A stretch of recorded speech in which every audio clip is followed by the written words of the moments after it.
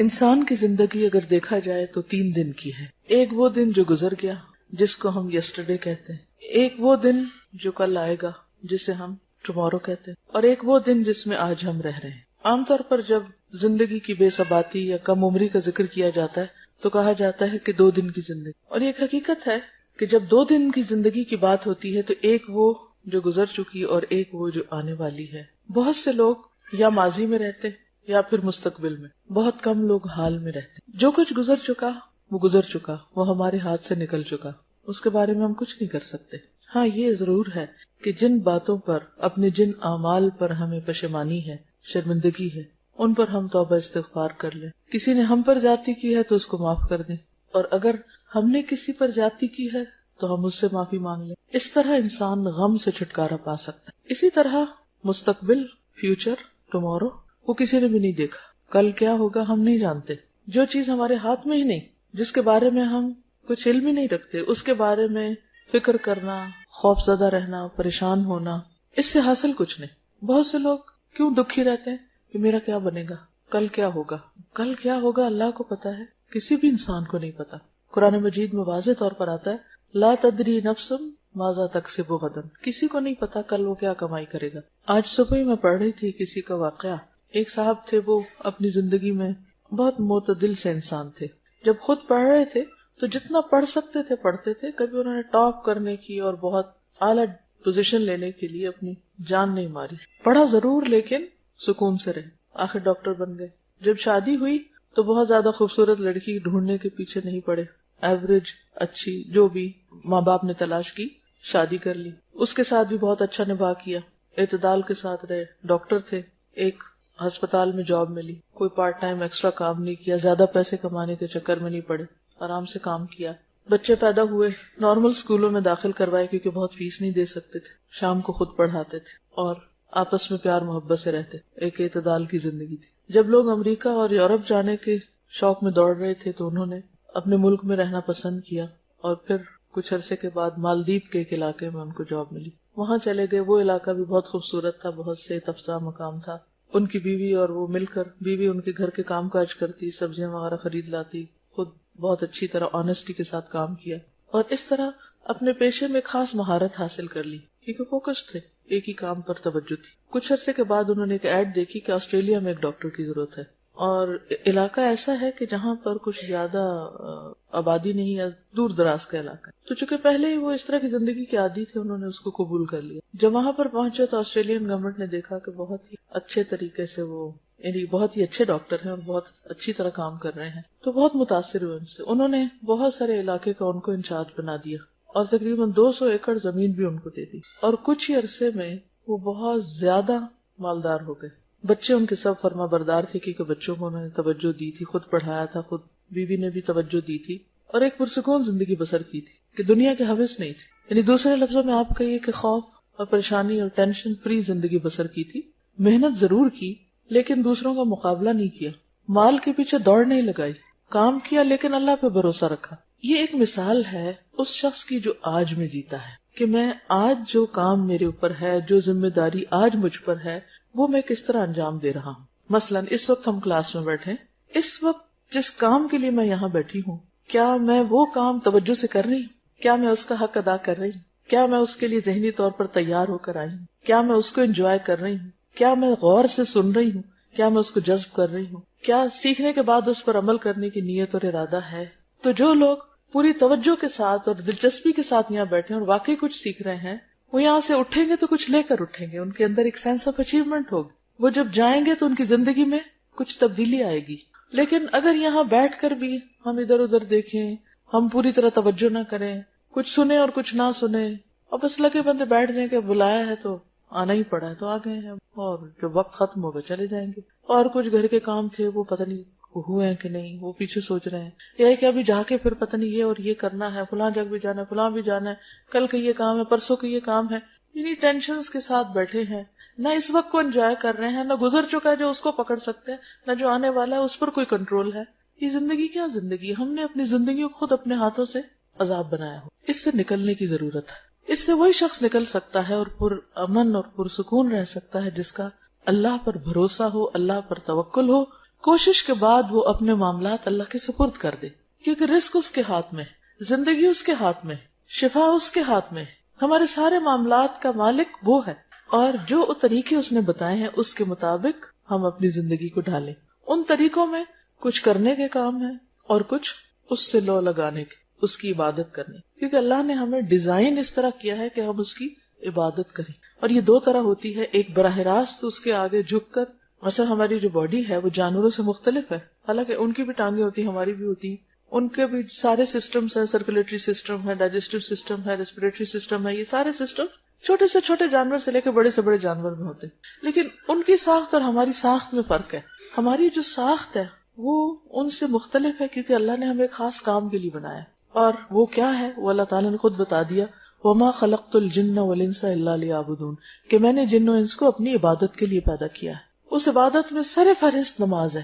اس کے لیے آپ دیکھیں کہ ہمارے جو ہاتھ ہیں، مثلا ہم ہاتھ اوپر اٹھاتے ہیں، ہم اٹھا سکتے ہیں، جانور اس طرح ہاتھ نہیں اٹھا سکتے، ہم پورا رکوع کرتے ہیں پھر اٹھ جاتے ہیں، جانور اس طرح نہیں کر سکتے، وہ رکوع میں جو پیدا ہوئے سارا وقت رکوع ہی کر رہے ہیں، اور جو زمین کے ساتھ لگے ہوئے وہیں لگے ہوئے سجدہ کر رہے ہیں، اور کچھ کھڑے ہیں تو وہ اسی طرح ہی بس کھڑی پوزیشن میں، ان کا چلنا پھرنا کھانا پینا سب کھڑے ہو کے ہی ہو رہا ہے۔ تو اس میں آپ دیکھیے کہ ہم ایک خاص طریقے پر، آپ دیکھیے، کھڑے ہوتے ہیں، رکوع کرتے ہیں، سجدے میں جاتے ہیں، گھٹنے ٹیکتے ہیں، ناک نیچے رکھتے ہیں، گردن ہماری اسی طرح فلیکسیبل ہو جاتی ہے، پھر ہم کھڑے ہو جاتے ہیں، پھر ہماری گردن مڑ جاتی ہے، سلام کرتے ہیں، رائٹ اور لیفٹ کرتے ہیں، دائیں بائیں دونوں طرف سلام کرتے ہیں۔ یہ سب کچھ کیا ہے دراصل کہ ایک خاص طریقے پر ہمیں بنایا گیا ہے۔ عبادت کا دوسرا رخ بندوں کی خدمت ہے، انسانوں کے کام آنا ہے۔ انسانوں کے کام انسان کس طرح آتا ہے؟ اپنے دماغ سے، سوچ سے، زبان سے، اپنے ہاتھوں سے۔ یہ جو ہاتھ ہیں اللہ نے ہمارے اس خاص طریقے پر بنائے ہیں، اسی وجہ سے بنائے ہیں، ایک خاص سائز کے بنائے، خاص فلیکسیبلٹی کے، تاکہ ہم کام کریں، تو فارغ بیٹھنے کے لیے نہیں ہے، کچھ کریں، چاہے وہ لکھیں پڑھیں، چاہے آپ کھانا بنائیں، روٹی بنائیں، جھاڑو لگائیں، کچھ بھی کریں، جو بھی کام آپ نے کرنے ہیں، وہ یہ سب اس لیے ہے، بیکار بیٹھ جانے کے لیے نہیں ہے، ہم یہ سوئے رہنے کے لیے نہیں بنائے گئے ہم۔ تو ان سب طریقوں سے انسان جب اللہ کی مرضی کے مطابق کام کرتا ہے تو وہ عبادت کر رہا ہوتا ہے، اپنی زندگی کا ایک مقصد پورا کر رہا ہوتا ہے۔ زندگی آج کی زندگی ہے، اس وقت کی زندگی، اس وقت میں زندہ ہوں، یہی میری زندگی ہے۔ جب یہ نہیں رہے گی تو کچھ بھی نہیں رہے گا، ساری سوچیں دھری کی دھری رہ جائیں گی۔ اس لیے ضروری ہے کہ اس وقت سے میں فائدہ اٹھا لوں، اپنے آج سے فائدہ اٹھا لوں، اس لمحے سے فائدہ اٹھا لوں، اس کو خوبصورت بنا لوں، اس کو موسٹ پروڈکٹیو بنا لوں، یہ بیکار نہ گزرے۔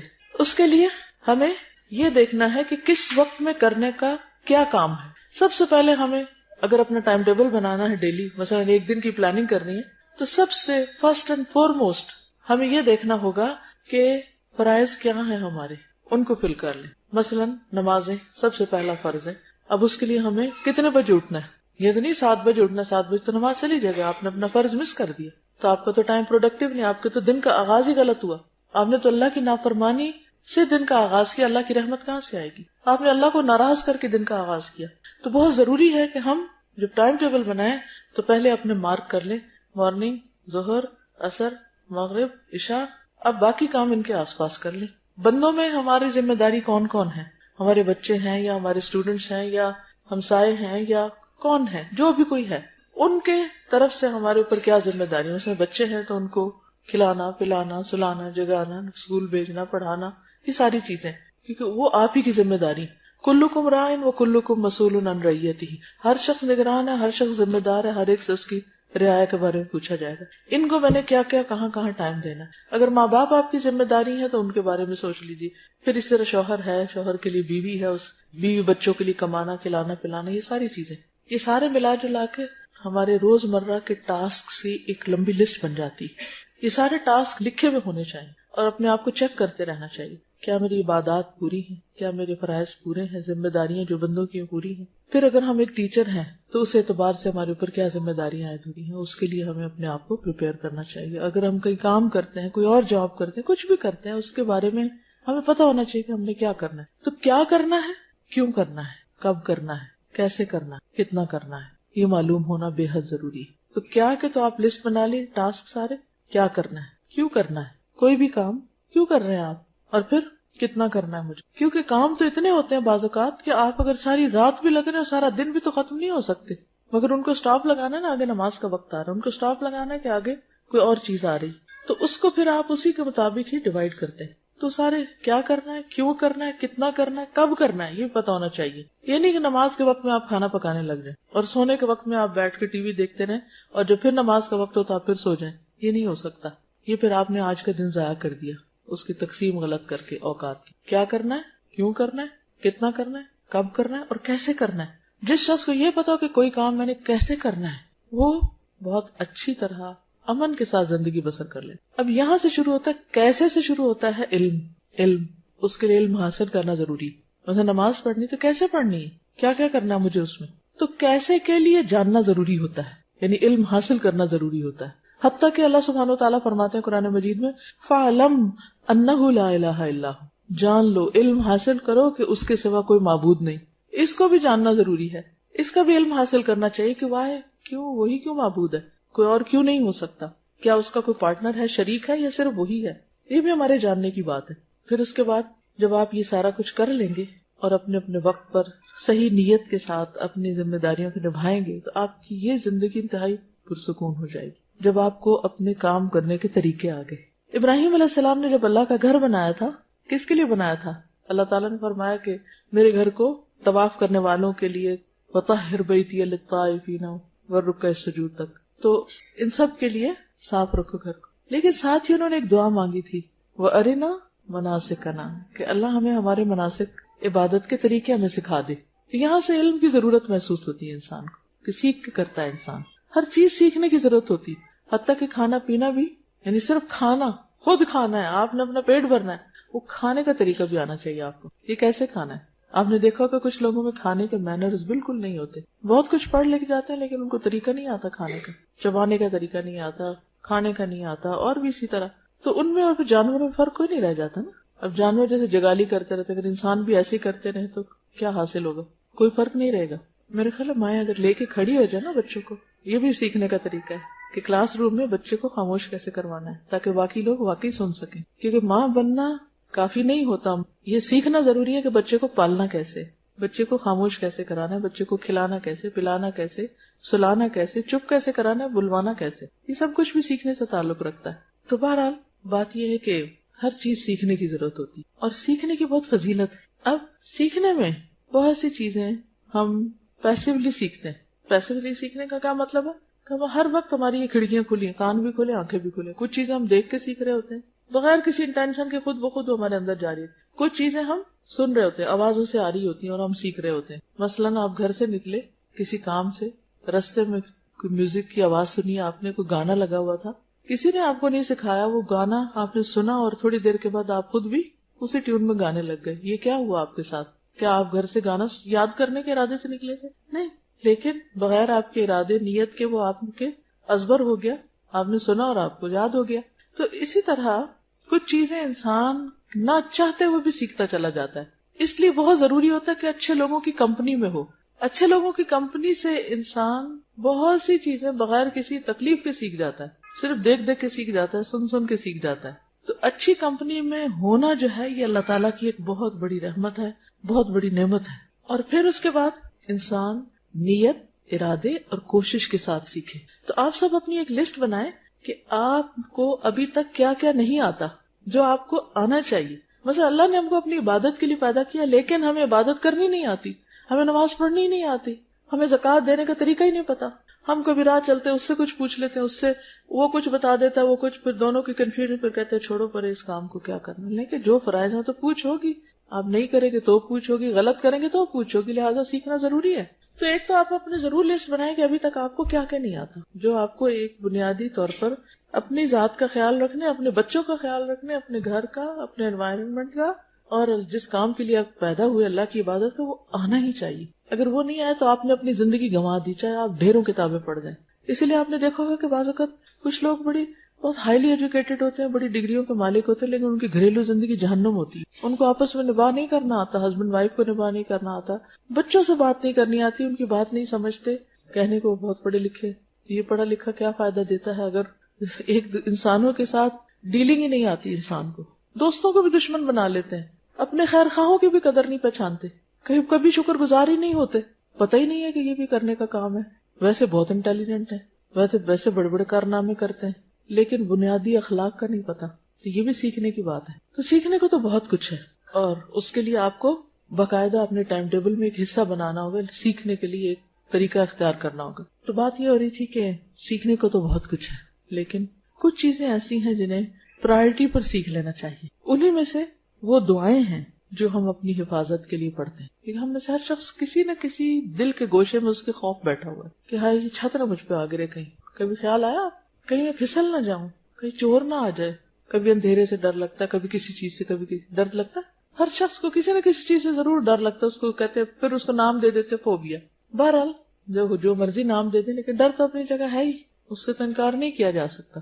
خصوصاً کچھ کھونے کا، کچھ ضائع ہونے کا، کچھ ہاتھ سے نکل جانے کا، یہ ڈر بہت ہوتا ہے ہم لوگ، پتہ نہیں کیا ہوگا. تو اس کے لیے ہمیں ایک بہترین چیز سکھائی گئی ہے، اور وہ ہے آیت الکرسی. آیت الکرسی یہ اس آیت کا نام ہے. آیت الکرسی جو ہے یہ قرآن مجید کی آیات میں سے بہت ہی افضل آیت ہے، بہت بلند درجے کی آیت ہے. جیسے سورتوں کے نام ہے نا، اسی طرح کچھ آیتوں کے بھی نام ہیں. اللہ سبحانہ وتعالیٰ نے آدم علیہ السلام کو مختلف چیزوں کے نام سکھائے تھے، اور کسی بھی شخص کے صاحب علم ہونے کی علامت ہی ہوتی ہے کسی بھی فیلڈ یا فن میں کہ اس کو اس خاص علم سے متعلق چیزوں کے نام آتے ہوں. مثلاً آپ قرآن کے طالب علم ہیں اور آپ کو سورتوں کے نام ہی نہیں آتے، کیا جانا آپ نے. اسی طرح مثلاً آپ باٹنی پڑھ رہے ہیں اور اپنے انوائرنمنٹ میں ارد گرد پودوں کے نام ہی کوئی نہیں آتے، گھاس کی قسموں کا ہی نہیں پتا، درختوں کے نام نہیں آتے. اب ہر شخص کے لیے ہر علم کی ہر چیز سیکھنا تو فرض نہیں ہے، لیکن کم از کم جو علم آپ پڑھ رہے ہیں اس کے متعلقہ چیزوں کے نام آنا ضروری ہے. کئی لوگ ایسے ہوتے ہیں کہ وہ لوگوں کے بیچ میں سالوں رہ رہے ہوتے ہیں، ان کو آس پاس لوگوں کے نام ہی نہیں آتے. آپ کی کیا ریلیشن شپس ہوں گے اچھے، کیسے اچھے ہو سکتے ہیں. مجھ سے کسی نے پوچھا کہ آپ وہ پڑھا رہی تھی، کہنے لگی کہ مجھے آپ کو ٹپ بتائیے، آپ بھی پڑھاتی. میں نے ایک دن ان کو ایک ٹپ بتائی، دوسرے دن دوسری بتائی، کل میں نے ان کو تیسری ٹپ بتائی. تیسری ٹپ یہ تھی کہ اپنے گروپ کو جس کو آپ پڑھا رہی ہیں اس کی تمام اسٹوڈینٹس کے نام یاد کریں اور اسٹوڈینٹس کو ناموں سے بلائیں. کہنے کی تو بہت ہی مشکل ہے، چھوٹا سا گروپ ہے، نہیں تو بہت ہیوج کلاس ہے، اس میں تو ہوتی ہے obviously مشکل، لیکن میں پوری کوشش کروں گی. میں نے کہا اس سے آپ فرق جانے گی کہ اسٹوڈنٹ اور ٹیچر کا جب تک کنیکشن نہیں ہوتا تو علم پاس نہیں ہو، وہ صرف انفارمیشن ہوتی، آپ سیکھ نہیں سکتے اگر آپ کو پتہ ہی نہیں آپ آس پاس کون بیٹھا ہوا ہے، وہ کیا کر رہا ہے. اور ان کو میں نے اتفاق سے یہی حدیث دلیل کے طور پر دی کہ حضور صلی اللہ علیہ وسلم نے ابی ابن کعب کو شاباش دی تھی کہ تمہیں علم مبارک ہو اے ابو المنذر. آپ کو صرف ان کا نام نہیں، ان کی کنیت بھی پتا تھی. اور آپ کو پتا ہے کہ کتنے بے شمار صحابہ ہیں آپ کے آس پاس، لیکن آپ کو ان کے نام آتے تھے. تو اپنے آس پاس کے لوگوں کے نام جاننا، جس گھر میں آپ رہتے ہیں اس کے مختلف ڈائریکشنز کا معلوم ہونا کہ سورج کدھر سے نکلتا ہے، قبلے کا رخ کیا ہے. آپ کہتی ہوں گی یہ کس کو نہیں پتا. ریسنٹلی مجھے اس کا اتفاق ہوا، میں کہیں گئی ہوئی تھی تو میں نے ان سے کہا، بچی تھی اس گھر میں 11-12 سال کی، میں نے کہا بیٹا قبلے کا رخ کدھر ہے، ٹوٹلی اپوزٹ ڈائریکشن بتائی. میں چونکہ نیچے گھر سے جب آ رہی تھی تو میں نے مسجد دیکھی تھی کارنر پہ، اور اس میں ہم نے گاڑی روک کے بچوں نے نماز پڑھی تھی، تو مجھے پتا تھا کہ ڈائریکشن اس طرف ہے. بچی بالکل الٹ بتا رہی تھی، مجھے بہت پریشانی ہوئی. میں نے کہا کہ 10 سال کی عمر میں بچے کو نماز پڑھنی چاہیے. اگر کوئی بچہ روز نماز پڑھتا ہے تو اس کو اپنے گھر میں قبلے کا رخ لازم معلوم ہونا چاہیے، یا نہیں؟ یہ علم ہے نا یہ بھی. اگر ہمارے بچوں کو اپنے ہی گھر میں قبلے کا رخ پتا نہیں تو اس کا مطلب ایک فرائض میں سے ایک فرض ان کا چھوٹ رہا ہے. وہ خود تو پتہ نہیں کہ آپ پڑھتے ہیں یا نہیں، کہ مہمان کو بھی غلط بتا دے اس کی نماز بھی گئی. تو یہ بے حد ضروری ہے کہ ہم فرض درجے کے جو علم ہے ہم پر وہ ہم ضرور جانیں. تو بہرحال کہنے کی بات یہ تھی کہ قرآن مجید کی مختلف آیات کے بھی نام ہیں، سب کے نہیں ہیں لیکن کچھ کے. مثلا آیت دین ہے، آیت الکرسی ہے. تو آیت الکرسی وہ آیت ہے جس میں کرسی کا لفظ آتا ہے، اور یہ قرآن مجید کی سب سے اعلیٰ اور افضل آیت ہے. اس کے بارے میں آتا ہے کہ حضرت ابی ابن کعب کہتے ہیں، یہ ایک عالم صحابی تھے، اہل کتاب کے علماء میں سے تھے، اسلام لے آئے اور کاتب وحی بھی تھے. وہ کہتے ہیں کہ رسول اللہ صلی اللہ علیہ وسلم نے فرمایا، اے ابو المنذر، کیا تجھے معلوم ہے کہ کتاب اللہ میں سے تمہارے پاس کون سی آیت سب سے افضل ہے؟ میں نے عرض کیا، اللہ اور اس کا رسول ہی بہتر جانتے ہیں. آپ نے فرمایا، اے ابو المنذر، کیا تجھے معلوم ہے کتاب اللہ میں سے تمہارے پاس کون سی آیت سب سے افضل ہے؟ دوبارہ پوچھا. میں نے عرض کیا، اللہ لا الہ الا هو الحی القیوم، یعنی آیت الکرسی. آپ نے میرے سینے پر ہاتھ پھیرا شاباش دینے کے لیے اور فرمایا، ابو المنذر، تمہیں علم مبارک ہو، یعنی تم جانتے ہو. اس ایک حدیث کے اندر بہت کچھ ہے سیکھنے کے لیے. مثلا سب سے پہلے تو نبی صلی اللہ علیہ وسلم کا طریقہ تعلیم معلوم ہوتا ہے کہ آپ نے اپنے صحابی کو سوال کیا، یہ نہیں کہا کہ میں تمہیں بتاتا ہوں. ہمیں تو کوئی بات پتا ہو تو ہم کیا کہتے ہیں، ادھر آؤ میں تمہیں بتاؤں. لیکن آپ نے پوچھا. کیوں پوچھا؟ کہ اگر انہیں پہلے سے معلوم ہے تو اس سے کیا ہو. سوال کرنے سے ایک تو ایک انٹریکشن ہوتی ہے، دوسرے کو اہمیت بھی دی جاتی ہے، اس سے ایک تعلق پیدا ہو جاتا ہے. اور پھر اس کے بعد یہ ہے کہ صحابی کے پارٹ پر یہ بات پتہ چلتی ہے کہ صحابی جو ہیں وہ کہتے ہیں کہ اللہ اور اس کا رسول بہتر جانتے ہیں. حالانکہ پتہ ہے ان کو، لیکن پھر بھی کیا کہتا ہے، اللہ اور اس کا رسول بہتر جانتے ہیں. کیوں؟ تاکہ اگر میرے علم سے زیادہ وہاں ہے تو پہلے مجھے وہ مل جائے. میں اگر ایک بات بتا دوں گا جو مجھے پتا تو ہو سکتا ہے کہ مجھے اگلی چیز نہ پتا. لیکن حضور صلی اللہ علیہ وسلم بھی محسوس کر رہے ہیں کہ ان کو معلوم ہے، شاید یہ جھجک رہے ہیں یا اس کا مظاہرہ کر رہے ہیں. آپ دوبارہ پوچھتے ہیں اور اسی ٹون میں پوچھتے ہیں، اے ابو المنذر، کیا تمہیں معلوم ہے کہ کتاب اللہ میں سے سب سے افضل آیت کون سی ہے؟ تو پھر اس پر وہ جواب دیتے ہیں، میں نے عرض کیا اللہ لا الہ الا هو الحی القیوم. پھر آپ سینے پہ ہاتھ پھیرتے ہیں، اس طرح تھپکی دیتے ہیں. اس کا مطلب ہے کہ وہ قریب بیٹھے ہوئے ہیں، ریچ میں ہے آپ کی. ہو سکتا ہے دور بھی ہو تو بلا کے شاباش دی ہو. تو طالب علم کو تھپکی دینا یا اس پہ ہاتھ پھیرنا یا شاباش دینا اس کی ہمت بندھاتا ہے، اس کو انکریج کرتا ہے، اس کو اور زیادہ علم کا شوق دلاتا ہے. اور پھر آپ فرماتے ہیں کہ تمہیں علم مبارک، شاباش. آپ خوش ہو جاتے ہیں اور دعا دیتے ہیں. اچھا، ہم عام طور پر کسی کو کوئی بات پتا ہو یا کسی کو معلوم ہو تو اس پر اس کی تعریف نہیں کرتے یا اس کی ہمت نہیں بندھاتے، جبکہ استاد کا فرض بنتا ہے کہ اچھا جواب آنے پر، درست جواب آنے پر ضرور کچھ نہ کچھ دعا دے، مثلا بارک اللہ فیکم، شاباش، کوئی بھی اچھا ورڈ، گڈ اسٹروک دے. تو اس حدیث سے پتہ چلتا ہے کہ آیت الکرسی جو ہے یہ سب سے اعلیٰ اور افضل آیت ہے. پھر اسی طرح ایک اور حدیث ہے، حضرت ابن اسقا کہتے ہیں رسول اللہ صلی اللہ علیہ وسلم صفہ میں تشریف لائے. صفہ کیا تھا؟ وہ چبوترا جس پر صحابہ بیٹھ کر پڑھا کرتے تھے، وہیں رہتے تھے، وہیں پڑھتے تھے. تو ایک آدمی نے آپ سے سوال کیا، یا رسول اللہ سب سے زیادہ عظمت والی آیت کون سی ہے؟ آپ نے فرمایا اللہ لا الہ الا هو الحی القیوم، یعنی پوری آیت الکرسی. تو اس سے بھی بات مزید واضح ہو جاتی ہے، اس کو تقویت ملتی ہے کہ یہی آیت سب سے افضل ہے. اب اس آیت کو ایک طرف تو سب سے افضل کہا گیا اور دوسری طرف اس آیت کو حفاظت کا ذریعہ بتایا گیا. اس کے لیے ایک بہت لمبی حدیث ہے، لیکن ایک واقعہ ہے پورا جس سے ہمیں پتہ چلتا ہے کہ آیت الکرسی جو ہے یہ شیاطین کے شر اور فتنوں سے محفوظ رکھتی ہے. انسان کو حفاظت کے لیے سب سے زیادہ جس چیز کی ضرورت ہے وہ اپنے دشمنوں سے حفاظت. دشمنوں میں سب سے بڑا دشمن شیطان، اور شیطان نظر نہیں آتا. باقی دشمن تو اگر کوئی آ رہا ہو ہماری طرف تو ہم بھی جواباً مارنے کے لیے تیار ہو جائیں، مگر جو نظر ہی نہیں آ رہا تو اس کا کیا بنے گا؟ جو نظر نہیں آ رہا اس سے کیسے بچیں گے؟ ہم بچ سکتے ہیں، ہم اس کا مقابلہ کر سکتے ہیں، پکڑ سکتے ہیں. کیا ماریں گے اس کو؟ مجھے یاد ہے میں چھوٹی سی تھی تو میرے والدین جب کہتے تھے کہ وہ شیطان آ گیا تو ہم کہتے تھے کدھر ہے، میں ڈنڈا اٹھا لیتے، کدھر ہے میں اس کو ماروں گی. لیکن ڈنڈے سے تو نہیں مار سکتے شیطان کو آپ. ہاں، آیت الکرسی پڑھیں تو اس پہ ڈنڈا ضرور پڑے گا، لیکن اگر آیت الکرسی ٹھیک ہی نہیں آتی آپ کو تو اس کا کیا اثر ہوگا؟ تو صحیح تلفظ بھی آنا چاہیے اور اس کو پڑھنا بھی چاہیے اور اس کا معنی بھی جاننا چاہیے اور اس کی فضیلت بھی معلوم ہونی چاہیے. اور یہ وہ علم ہے جس پر آپ صلی اللہ علیہ وسلم نے شاباش دی تھی. تو اگر آپ کو بھی یہ پتا چل جائے گا تو وہ شاباش صرف ان کے لیے نہیں پر آپ سب کے لیے بھی.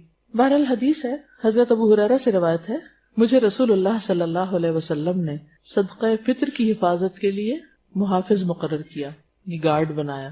اس دوران میں ایک شخص آیا اور اس نے غلہ سے لپیں بھر بھر کر نکالنی شروع کر دی، یعنی وہاں سے نکالنا شروع کر دیا. میں نے اسے پکڑ لیا اور کہا میں تجھے ہر صورت میں رسول اللہ صلی اللہ علیہ وسلم کے پاس لے جاؤں گا، تم چور ہو. وہ کہنے لگا میں محتاج آدمی ہوں، بال بچے دار ہوں، سخت ضرورت مند، لہٰذا معاف کر دو. چنانچہ میں نے اسے چھوڑ دیا. صبح ہوئی تو رسول اللہ صلی اللہ علیہ وسلم نے دریافت فرمایا ابو ہریرہ گزشتہ رات تمہارے قیدی کا کیا بنا؟ کیونکہ آپ کو وحی کے ذریعے خبر ہو چکی تھی. میں نے عرض کیا یا رسول اللہ صلی اللہ علیہ وسلم اس نے اپنی شدید حاجت کا اظہار کیا، بال بچوں کا شکوہ کیا، میں نے اس پر رحم کیا، اسے چھوڑ دیا. آپ نے فرمایا خبردار رہنا، اس نے جھوٹ بولا، وہ پھر آئے گا. مجھے آپ کے فرمان کی وجہ سے یقین تھا کہ وہ ضرور آئے گا، لہٰذا میں گھات میں بیٹھ گیا کب آتا ہے اور چکنا ہو گیا. وہ آیا اور غلے میں سے پھر لپیں بھرنے لگا. میں نے پکڑ لیا. میں نے کہا اب تو میں تمہیں ضرور حضور صلی اللہ علیہ وسلم کی خدمت میں لے جاؤں گا. اس نے کہا مجھے چھوڑ دو، میں غریب ہوں، عیالدار ہوں، آئندہ نہیں آؤں گا. میں نے رحم کھاتے اسے پھر چھوڑ دیا. صبح ہوئی تو رسول اللہ صلی اللہ علیہ وسلم نے دریافت فرمایا اے ابو ہریرہ تمہارے قیدی نے کیا کیا؟ میں نے عرض کیا یا رسول اللہ صلی اللہ علیہ وسلم اس نے اپنی شدید ضرورت کا شکوہ کیا، عیالداری یعنی اپنی غربت کا واسطہ دیا، مجھے رحم آ گیا، لہٰذا میں نے اسے پھر چھوڑ دیا۔ آپ نے فرمایا خبردار رہنا، اس نے تجھ سے جھوٹ بولا ہے، وہ پھر آئے گا۔ چنانچہ میں تیسری بار اس کی گھات میں بیٹھ گیا، وہ آیا اور پھر غلہ کے لب بھرنے لگا، میں نے اسے پکڑ لیا۔ یہ تیسری بار ہے، اب میں تمہیں ضرور حضور صلی اللہ علیہ وسلم کے پاس لے جاؤں گا، ہر بار تو وعدہ کرتا نہیں آؤں گا لیکن پھر آ جاتا۔ اس نے کہا اچھا، میں تمہیں ایسے کلمات بتاتا ہوں جن سے اللہ تجھے فائدہ دے گا، لیکن اس کے بدلے مجھے چھوڑ دو۔ یعنی اسے ہوا نا کہ اب تمہیں پکڑا گیا تو کچھ دے کے چھوٹنا پڑے گا۔ میں نے پوچھا وہ کیا کلمات ہیں، کون سا کلام ہے، کون سا وظیفہ ہے کہ جسے پڑھ کے میں اپنے چور سے بچ سکتا ہوں، یعنی یہ چور واپس نہ آئے۔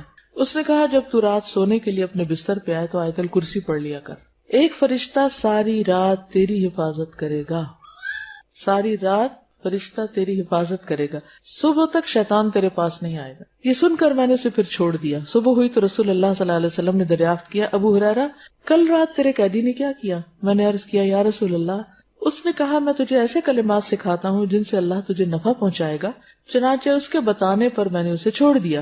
آپ نے دریافت کیا وہ کیا کلمات ہیں؟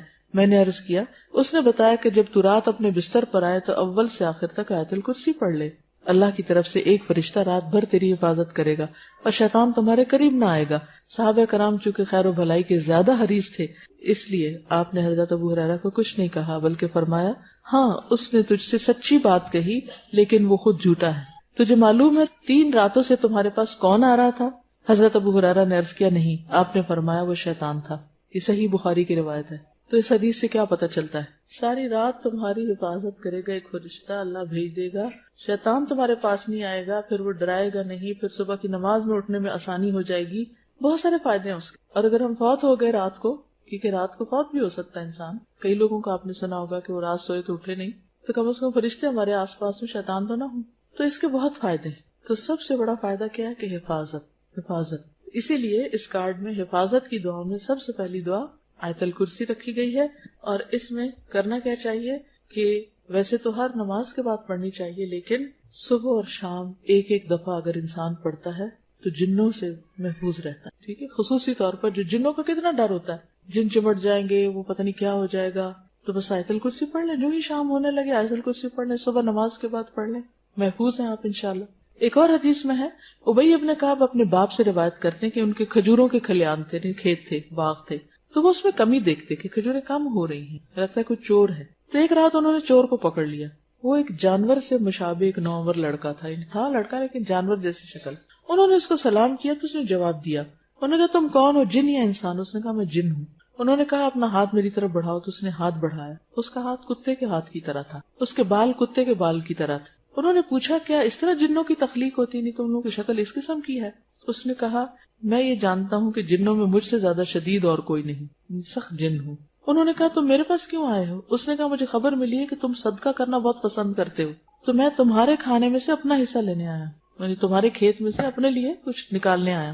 انہوں نے کہا کیا چیز تم سے بچا سکتی ہے؟ اس نے کہا وہ آیت جو سورۃ البقرہ میں ہے، اللہ لا الہ الا ہو الحی القیوم، جو کوئی اسے رات کو پڑھے گا وہ صبح تک مجھ سے پناہ میں رہے گا، اور جو صبح پڑھے گا وہ رات تک مجھ سے پناہ میں رہے گا۔ پھر جب صبح کو انہوں نے اس بات کا ذکر نبی صلی اللہ علیہ وسلم سے کیا تو آپ نے فرمایا اس خبیث نے سچ کہا۔ یہ حدیث المعجم الکبیر طبرانی میں روایت ہے، اس کی جلد اول صفحہ 201، حدیث نمبر 541 ہے۔ تو اس سے بھی کیا پتہ چلتا ہے کہ جنوں سے انسان محفوظ رہتا ہے۔ مطلب اوور آل جو فرشتے آپ کے ساتھ ہوں تو اور چیزوں سے بھی بچتے ہیں۔ آپ کو معلوم ہے کہ چوٹ لگ رہی ہو، کچھ اور شر وغیرہ جو ہوتا ہے، لیکن خصوصی طور پر دیکھیے جو چیزیں تو ہمیں نظر آتی ہیں نا ان کو تو ہم پھر بھی روک لیتے ہیں، آگ ہے تو بند کر دیں گے، کوئی زہریلی چیز ہے تو اوپر رکھ دیں گے، مطلب مادی چیزوں کو انسان ان سے بچ کے رہتا ہے۔ کوئی چیز دیکھتا ہے کہ شیشہ پڑا ہے، کچھ کیل پڑا ہے تو بچ کے گزر جاتا ہے۔ شیطان آپ کے اوپر حاوی ہو رہا ہے، جن کوئی آپ کو تنگ کرنے لگا تو آپ کو تو پتہ بھی نہیں کہ کیا ہو رہا ہے۔ وہ تو قرآن مجید میں آتا ہے انہ یراکم هو وقبیلہ من حیث لا ترونہم، ٹھیک ہے نا، وہ اور اس کا قبیلہ تمہیں وہاں سے دیکھتے ہیں جہاں سے تم انہیں نہیں دیکھ سکتے۔ تو جس دشمن کو دیکھ نہیں سکتے اس سے کیسے بچنا ہے؟ یہ آیت حفاظت کے لیے۔ پھر اسی طرح ہر فرض نماز کے بعد آیت الکرسی پڑھنے سے انسان جنت میں داخل ہو، کیونکہ یہ افضل آیت ہے، اس میں اللہ سبحانہ وتعالیٰ کا تعارف ہے۔ تو اس کے لیے میں چاہوں گی کہ آپ لوگ 2-3 کام کریں۔ ایک تو یہ کارڈ جو آپ کے پاس ہے، اگر اس کو اپنے گھر میں کہیں بھی رکھ دیں، نظر آئے گا خوبصورت، تو جلدی سے اٹھ کے پڑھنے کا یاد بھی رہے گا۔ دوسرا یہ کہ ہم نے یہ کیا تھا کہ ایک پوسٹر پہ آیت الکرسی اس طرح چھپا لی تھی یہ پوسٹر آپ کہیں اپنے گھر میں ایسی جگہ لگا لیں کہ جہاں آپ مس نہ کریں صبح شام اس کو پڑھنا. جیسے نماز جہاں پڑھتے ہیں اس کے بھی سامنے کہیں لگا سکتے ہیں تاکہ عادت ہو جائے فرض نماز کے بعد پڑھنا. اسی طرح ہم نے ریپیٹڈلی ریکارڈ کروا کے کیسٹس بھی تیار کی ہوئی ہیں کہ جیسے بچوں کو سکھانی ہے خود صحیح تلفظ کرنا تو سنتے رہیں, لگا چھوڑیں, وہ ریپیٹ ہوتی رہے گی ایک قاری کی آواز میں دوسری تیسری, تو اس سے بھی کیا ہے کہ انسان کا گھر جو ہے ہر طرح کے شر سے خالی ہو جاتا ہے. یعنی یہ جو ہے یہ ریپیٹڈلی. اس میں نے اس آیت کی تفسیر کی ہوئی ہے, اس آیت کا مطلب کیا ہے. اس کے علاوہ ایک اور ٹائم پر بھی میں نے اس کی تفسیر دوبارہ کی ہے جو انٹرنیٹ پہ موجود ہے. تو آپ لوگوں کا ہوم ورک یہ ہے کہ آپ چاہے تو کیسٹ لے کر یا انٹرنیٹ سے یا کہیں سے بھی اس کی تفسیر سن لیں. انشاءاللہ اگر اگلے ہفتے ملاقات ہوئی تو میں آپ سے پوچھوں گی اس آیت کا مطلب کیا ہے, اور پھر جو مطلب آپ کو سمجھ نہیں آیا ہوگا وہ میں آپ کو سکھاؤں گی, کیونکہ میں یہ پہلے میرے خیال کم از کم 2 دفعہ تو پراپر اس کی تفسیر کر چکی ہوں. جو ریگولر تعلیم القرآن کا کورس ہوتا ہے اس میں تو خیر تفسیر موجود ہی ہے, لیکن چونکہ اس وقت ٹائم ہی اتنا ہے کہ میں اس کی وضاحت آپ کو کر نہیں سکتی, تو انشاءاللہ نیکسٹ ویک پھر اس کو کنٹینیو کریں گے. تو ہوم ورک اپنا نوٹ کر لیجئے. کیا کرنا ہے آپ نے, ہر نماز کے بعد پڑھنا ہے, رات کو سوتے وقت پڑھنی ہے, صبح شام انشاءاللہ پڑھنی ہے. اس کا ترجمہ یاد کرنا ہے اور اس کو کہیں لگا دینی ہے یہاں جہاں سے آپ کو یاد رہے, اور ہو سکے تو گھر میں بچوں کو یاد کرانے کے لیے ریپیٹڈلی اس کو سنوانا ہے, لیکچر سن کے آنا ہے. ٹھیک ہے, زیادہ تو نہیں ہوم ورک ایک ہفتے کے لیے, 7 دن ہے میرے خیال ہے. 7 ہی چیزیں بتائیں آپ کو, چاہے دشمن ہے یا کچھ بھی, انسان کو جنوں پر شیطانوں پر فوقیت اور فضیلت حاصل ہے. ٹھیک ہے نا. دوسری بات یہ ہے کہ اللہ تعالیٰ کی اپنی حکمتیں ہیں. بعض اوقات ایک چیز جس کو آپ اپنے لیے برا سمجھتے ہیں اس میں سے خیر بھی نکل آتی. ٹھیک ہے نا. عسیٰ ان تکرہوا شیئا ویجعل اللہ فیہ خیرا کثیرا. ہو سکتا ہے ایک چیز سے تم سخت نفرت کرو اور اللہ اسی کے اندر بہت بڑی خیر تمہارے لیے ڈال دے. یعنی اللہ چاہے تو دشمن بھی آپ کو فائدہ پہنچا سکتا, اور اللہ نہ چاہے تو دوست بھی فائدہ نہیں پہنچا سکتا. دوست بھی نہیں فائدہ دیتا, وہ بھی دشمن بن جاتا ہے. تو اصل چیز یہ ہے کہ طاقت اور اختیار اللہ کے ہاتھ میں. اور جو کہ صحیح روایات ہے, صحیح بخاری کی ایک روایت, دوسری طبرانی کی, اور صحت کے درجے پر میں نے کوئی ضعیف روایت کوٹ نہیں کی اسی لیے, حالانکہ آیت الکرسی کے بارے میں کچھ اور چیزیں ملتی, کوٹ نہیں کی تاکہ آپ اس کو اسی درجے پر لیں. جی وہ تو قرآن پر ایمان اور یقین بہت ضروری, خصوصاً رات کے وقت جب آپ پڑھیں نا تو چاروں کونوں میں پھونک بھی مار لیں.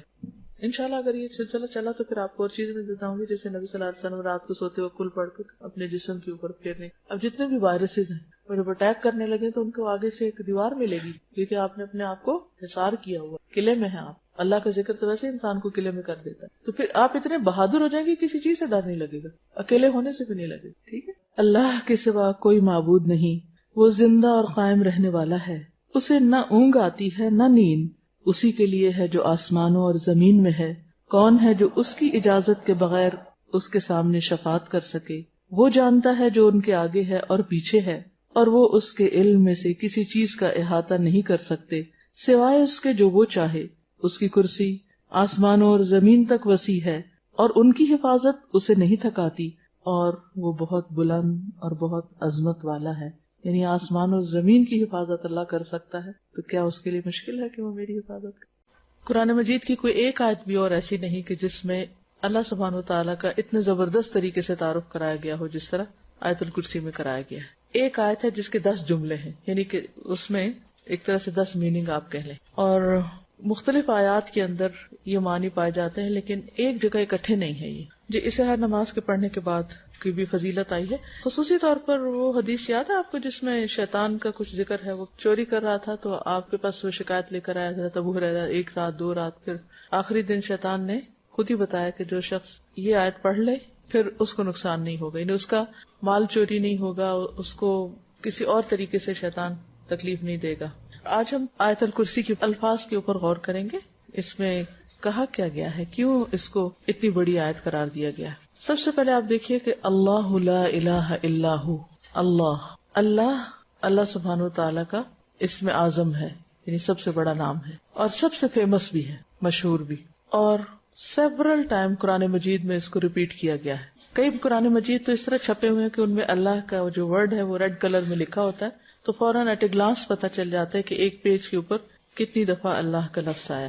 اللہ کا لفظ جو ہے یہ الہ سے نکلا ہے. الہ کہتے ہیں معبود کو, اور معبود وہ ہستی ہوتی ہے جس سے محبت بھی کی جاتی ہے اور جس کی تعظیم بھی ہوتی ہے, یعنی دونوں چیزیں اس میں ہوتی ہیں. ایسا معبود جس سے محبت کی جائے اور جس کی تعظیم کی جائے.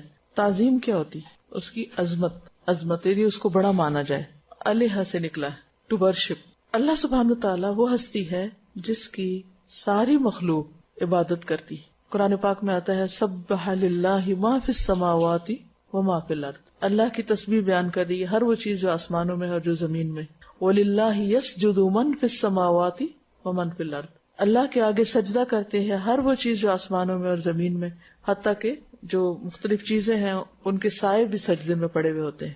اور جتنی بھی مخلوق ہے وہ ساری اللہ سے محبت بھی کرتی ہے اور اللہ کی بڑائی بیان کرتی ہے, اللہ کی عظمت کو پہچانتی ہے.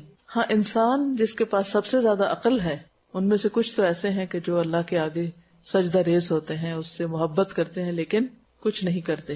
وہ اللہ سے بڑھ کر کچھ شریکوں سے محبت کرتے ہیں یا پھر خود اپنی ذات سے محبت کرتے ہیں.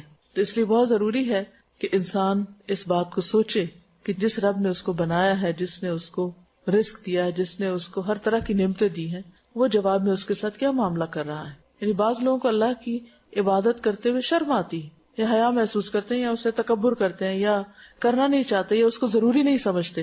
تو اگر اللہ کی کریشن کو ہم اپریشیٹ کرتے ہیں, اس سے محبت کرتے ہیں, اس کو بہت اس سے مروب ہوتے ہیں, تو کیا اللہ کا یہ حق نہیں کہ ہم اس کی بات مانیں جو سب سے بڑا ہے؟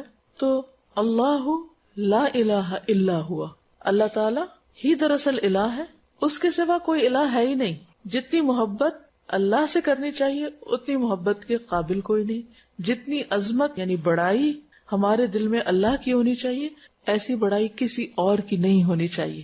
ہم سب کو غور کرنا چاہیے, سوچنا چاہیے کہ کیا اپنے اندر جھانک کے دیکھنا چاہیے, محسوس کرنا چاہیے کیا واقعی ہمارے اندر اللہ سبحانہ وتعالیٰ کی ایسی محبت ہے, کیا سب سے بڑا ہم واقعی اسی کو سمجھتے ہیں.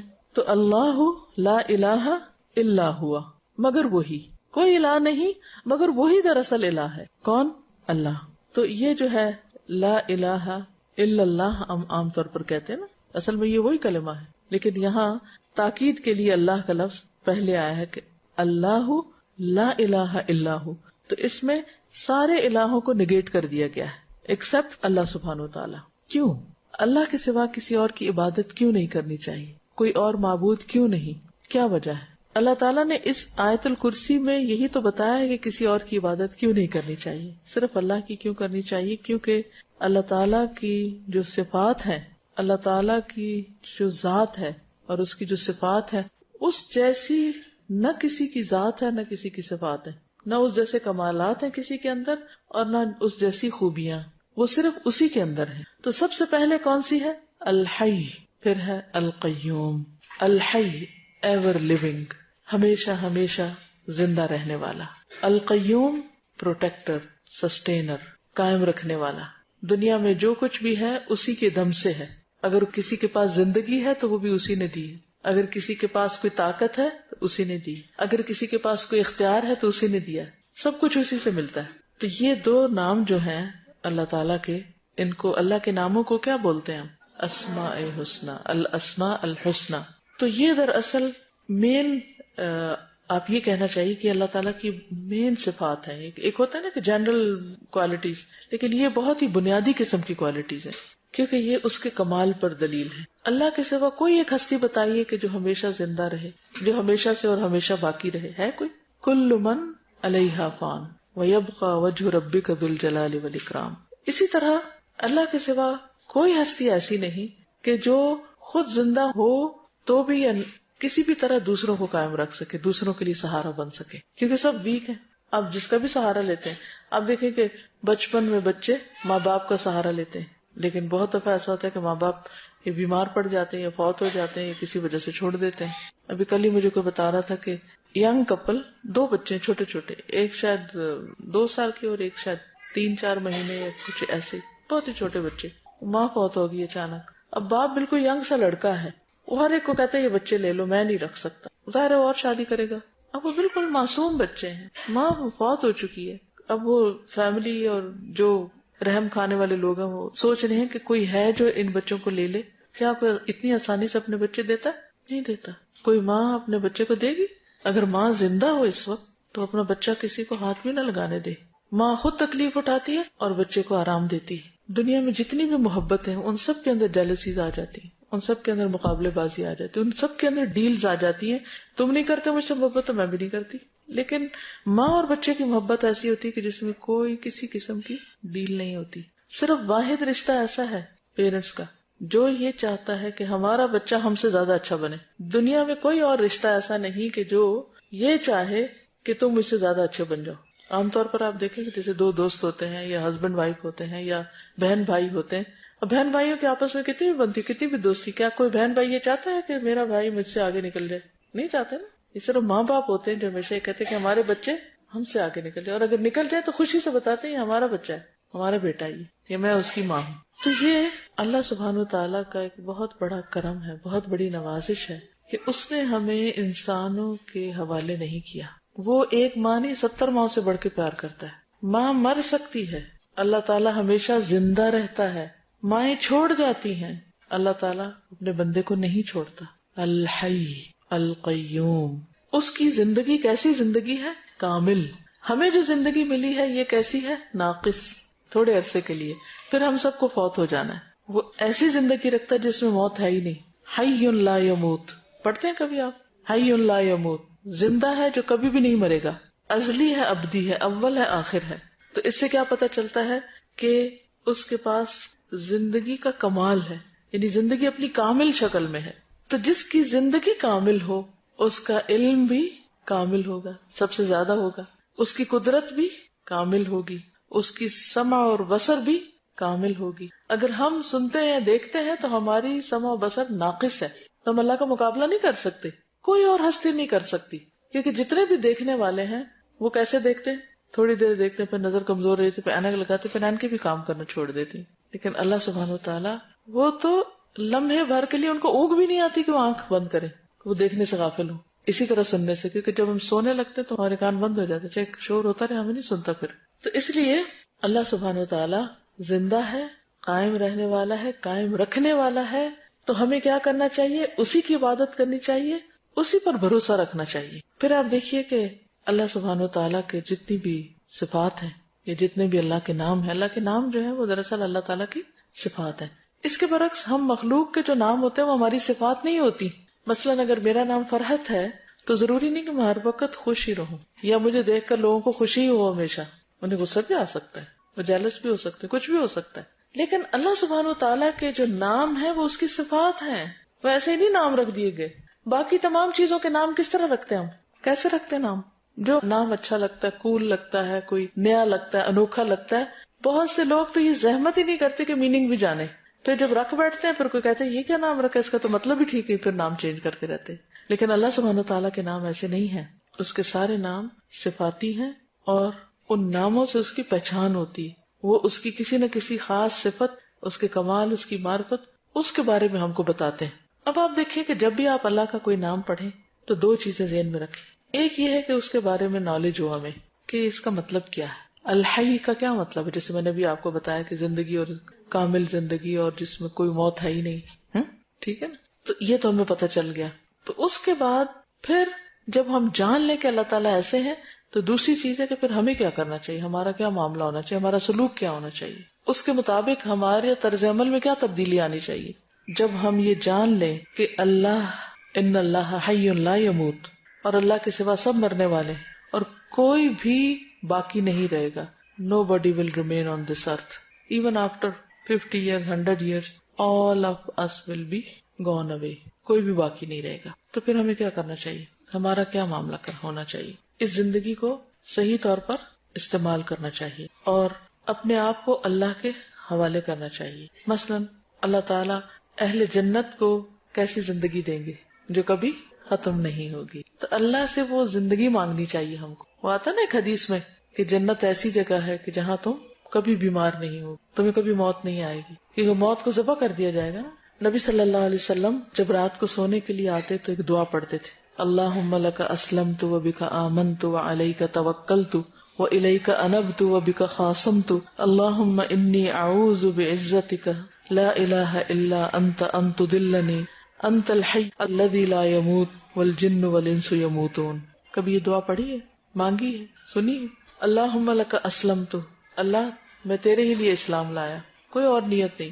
وبک آمنت، تجھ پر ہی میں ایمان رکھتا ہوں، وعلیک توکلت، تجھ پر میں بھروسہ رکھتا ہوں، والیک انبت، اور تیری ہی طرف میں رجوع کرتا ہوں، وبک خاصمت، اور تیرے ہی نام کے ساتھ میں جھگڑتا ہوں، دفاع کرتا ہوں اپنا۔ اللہم انی اعوذ بعزتک، اے اللہ میں تیری عزت کی پناہ چاہتا ہوں، اس کی پناہ میں آتا ہوں، لا الہ الا انت، تیرے سوا کوئی الہ نہیں، کس بات سے پناہ لیتا، ان تضلنی، کہ تو مجھے بھٹکا دے، یعنی میں تیرے پاس آتا ہوں تو مجھے پناہ دے، تیرا سہارا مجھے ملے کہ میں کہیں بھٹکوں نہیں۔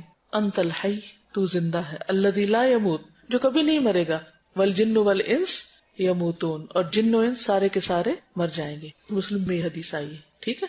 بہت خوبصورت دعا ہے کہ اللہ میں اپنے آپ تیرے حوالے کرتا ہوں، تجھ پر ایمان رکھتا ہوں، تجھ پر بھروسہ کرتا ہوں، اور تیرے ہی پاس سمٹ کے آتا ہوں کہ اللہ میں جو بھٹکنا نہیں ہے تو مجھے بھٹکنے سے بچا لینا، کیونکہ تو زندہ ہے اور باقی سب مر جائیں گے۔ سمجھ آ رہی کنیکشن کس طرح اللہ سے بنتا ہے آیت الکرسی کے ذریعے، کہ اللہ زندہ ہے اور باقی سب نے مر جانا ہے، تو پھر ہمارا معاملہ کیا ہونا چاہیے؟ بندوں پہ بھروسہ کریں، اللہ پہ بھروسہ کریں۔ اسی لیے آپ دیکھیں کہ جب بعض خواتین جب ان کے شوہر فوت ہو جاتے ہیں تو ان کی حالت قابل رحم ہوتی ہے۔ ٹھیک ہے، ایک شخص کی جدائی کا غم ضرور ہونا بھی چاہیے، کہ اللہ نے ہمیں سنگ دل نہیں بنایا کہ ہم آنسو نہ بہائیں کسی کے لیے، لیکن یہ نہیں کہ اپنی زندگی کھپا دیں، گنوا دیں اور اللہ کی نعمتوں کی ناقدری اور ناشکری کرنا شروع کر دیں۔ اس وقت کیا سوچیں، کیا چیز انسان کو سہارا دے سکتی، کون سا خیال، کون سا ایمان اور کون سا توکل اور کون سا یقین؟ انت الحی الذی لا یموت والجن والانس یموتون، سب نے مر جانا، تو نہیں مرے گا، اس لیے میں تیرا سہارا چاہتی ہوں، تیری پناہ میں آتی ہوں۔ کیا انسان کو ایسے سہارے کی ضرورت نہیں ہے؟ نا، انسان کی الٹیمیٹ خواہش یہی ہوتی ہے نا، اس کے اندر کی ایک طلب ہے، یہ تڑپ ہے، اس کی ضرورت ہے کیا، کہ کوئی ایسا مل جائے کہ جس پر میں ڈیپینڈ کروں، جو مجھے کبھی دھوکہ نہ دے۔ ہوتا ہے نا، ہم کیوں روتے ہیں، کیوں اداس رہتے ہیں، کیوں پریشان رہتے ہیں؟ جب لوگ ہمیں دھوکہ دے جاتے ہیں، یا لوگ ہمیں چھوڑ جاتے ہیں، یا لوگ ہمیں ساتھ نہیں دیتے، نقصان دیتے ہیں، تب اس وقت ہمیں رونا آتا ہے نا۔ جتنے بھی ڈپریشن ہے، غم ہے، دکھ ہے، تکلیف ہے، ان سب کی وجہ یہی ہے کہ ہم نے اللہ کو چھوڑ کر بندوں پر بھروسہ کیا ہوا ہے، ان کو خدا بنایا ہوا ہے۔ جس کو اللہ پر بھروسہ ہوگا، جس کو اللہ پر یقین ہوگا، وہ کہے گا جب کوئی ساتھ چھوڑے گا، جب کوئی دھوکہ دے گا، جب کوئی پریشان کرے گا، بندہ کہے گا حسبی وکفا سمع اللہ لمن دعا، کافی ہے میرے لیے، حسبی کافی ہے، وکفا اور کافی ہو گیا، سمع اللہ اللہ نے سن لی، لمن دعا ہر اس شخص کی دعا جس نے اس کو پکارا، وہ ہے نا سننے والا۔ اس طرح غم ختم ہو جاتے ہیں نا۔ تو اللہ کی پہچان، اللہ کی معرفت، اور خصوصاً آیت الکرسی، اس سے ہمیں اللہ سبحانہ وتعالیٰ کے ساتھ ایک کنیکشن بنتا ہے، ہمارا ایک تعلق بنتا ہے۔ پھر قیوم ہے، قیوم کا لفظ ہے نا، یہ قام یقوم سے کھڑے ہونا، 3 جگہ پر آیا ہے قرآن پاک میں، سورۃ آل عمران میں، سورۃ طٰہٰ میں۔ اللہ سبحانہ وتعالیٰ کے معاملے میں قیوم کا کیا معنی ہے؟ کہ وہ جو سیلف ایگزسٹنٹ ہے، خود قائم ہے، کسی کے سہارے پہ نہیں کھڑا، اپنی مخلوق میں سے اسے کسی کا سہارا نہیں چاہیے، ہر چیز سہارا لے کے کھڑی ہوتی ہے، اور سب اس پر سہارا لے رہے ہیں، سب اس پر بھروسہ کرتے ہیں، سب اس پر ڈیپینڈ کرتے ہیں، ٹھیک ہے نا۔ He doesn't need anybody, he is independent, self existent، جبکہ everyone else، ہر دوسرا شخص depends on him، اس پر ڈیپینڈ کرتا ہے۔ یہ فرق ہے، سمجھ آئی؟ اب جس کو یہ پتا چل جائے کہ اللہ القیوم ہے اور ساری مخلوق اس پہ سہارا لے رہی ہے، تو پھر ہمیں کیا کرنا چاہیے؟ اپنے ہر معاملے میں ہمیں بھی اللہ پہ بھروسہ کرنا چاہیے، اللہ کی طرف رجوع کرنا چاہیے، اور مخلوق سے اپنے دل کو منقطع کر لینا چاہیے، اور اس سے دعائیں مانگنی چاہیے۔ قرار آ جائے گا، خوشی آئے گی دل میں، جب یہ پتا چل جائے کہ میرا ہے کوئی ہے میرا۔ دیکھیں کہ جب انسانوں کے بارے میں آپ سوچتے ہیں نا، تو پھر آپ کہتے ہیں اچھا اس نے فلاں وقت میں یہ کہا تھا، اس نے یہ کیا تھا میرے ساتھ، اس نے یہ زیادتی کی تھی، اس نے، حتیٰ کہ ماں باپ کے بارے میں بھی بچوں کے دل میں، کسی ٹین ایجر کو بلا کے پوچھے کیا خیال ہے تمہارا اپنے امی ابو کے بارے میں، کیسے ہیں وہ، پھر آپ دیکھیں وہ آپ کو کیا کیا بتائیں گے۔ کل پرسوں ایک بچی نے مجھے لکھا اپنی مدر کے بارے میں کہ وہ سمجھتی ہیں کہ وہ اس دنیا کی ہیرو ہیں، ساری دنیا ان کے سہارے چل رہی ہے۔ واٹ، بچے ایسے سوچتے ہیں ماں باپ کے بارے میں، حالانکہ ماں باپ ان کے لیے کیسی کیسی قربانیاں کرتے ہیں، لیکن اگر چھوٹی سی بات سے منع کر دیں یا کچھ بھی، ایک دم خلاف ہو جاتے ہیں۔ اور میرے ماں باپ نے یہ کیا، انہوں نے وہ کیا، ہر ایک کو شکایتیں ہیں ماں باپ سے، کسی نہ کسی قسم کی ضرور شکایت ہے، اور یہ بہت تکلیف دہ بات ہے۔ تو انسان ان ماں باپ سے بدظن ہو جاتا ہے۔ کچھ لوگ ہوتے ہیں جو کسی پہ ٹرسٹ نہیں کر سکتے، ان کی زندگی کتنی حرام ہو جاتی ہے۔ کچھ لوگ ہوتے ہیں کہ وہ کسی کو اپنے دل کی بات نہیں کہہ سکتے، ہوتے ہیں نا۔ تو اگر کسی کو القیوم کی پہچان ہو جائے تو ان کا کانفیڈنس بحال ہو جائے، وہ ایک ہے جس پہ میں بھروسہ کر سکتا ہوں، جو مشکل وقت میں میری مدد کرے گا، وہ میرے لیے آسانی پیدا کرے گا۔ جب یہ یقین اور اطمینان ہوتا ہے نا تو آپ بڑے سے بڑے کام میں ہاتھ ڈال دیتے ہیں نا تو پھر آپ مطمئن رہتے ہیں. مثلا آپ نے بیٹی کو رخصت کرنا اور آپ کو پریشانی لگی ہوئی کہ پتہ نہیں اس کا کیا بنے گا اور یہ فکر کھائے جا رہی، لیکن جب آپ یہ کہیں کہ نہیں میں نے تو اللہ کے بھروسے پہ میں یہ کام کر رہی ہوں، اپنی طرف سے میں نے کر لیا جو بھی بندوبست کرنا تھا، میں اللہ کے بھروسے پہ کام کر رہی ہوں، تو نتیجہ کیا ہوگا؟ اچھا ہوگا. اور جو قسمت میں وہ تو سامنے آنا ہی ہے، لیکن اپنا دل ایک اطمینان میں ہوگا کہ اللہ کے ہر فیصلے میں خیر ہے. دس از پارٹ آف لائف. تو کرنے کا کام یہ ہے کہ توکل علی اللہ، اللہ پہ بھروسہ کرو اور مخلوق کے بھروسے کو چھوڑ دو. نبی صلی اللہ علیہ وسلم کی کوئی دعا بتائیے مجھے جس میں قیوم کا لفظ آتا ہو. یا حی یا قیوم برحمتک استغیث. اب آپ نے حی اور قیوم کا معنی سیکھ لیا آج. اب دعا مانگیے ذرا، یا حی. جب کہنا یا حی آپ نے تو مرنا ہے ہی نہیں، آپ تو ہمیشہ زندہ ہے. یا قیوم سب آپ پہ سہارا لیتے، سب آپ کا بھروسہ لیتے، آپ کو کسی سہارے کی ضرورت نہیں. یا حی یا قیوم برحمتک استغیث، مجھے تیری رحمت چاہیے، میں اس کی فریاد کرتا ہوں، اللہ کی رحمت درکار ہے. فرق ہو جاتا ہے، مانگنے میں ہی فرق ہو جاتا ہے. اچھا پھر ہم کیا دعا مانگتے؟ اصلح لی شأنی کلہ، میرے سارے حالات درست کر دے. ولا تکلنی الی نفسی طرفۃ عین، مجھے تو میرے نفس کے بھی حوالے نہ کرنا ایک لمحے کے لیے، کسی اور کے تو کہاں، مجھے تو میرے اپنے حوالے نہ کرنا، کیونکہ ان النفس لامارۃ بالسوء، نفس انسان کو برے کاموں کا حکم دیتا ہے. اگر میں نے اپنی مرضی کرنی شروع کر دی تو میں تو پتہ نہیں کہاں بھٹک جاؤں گی.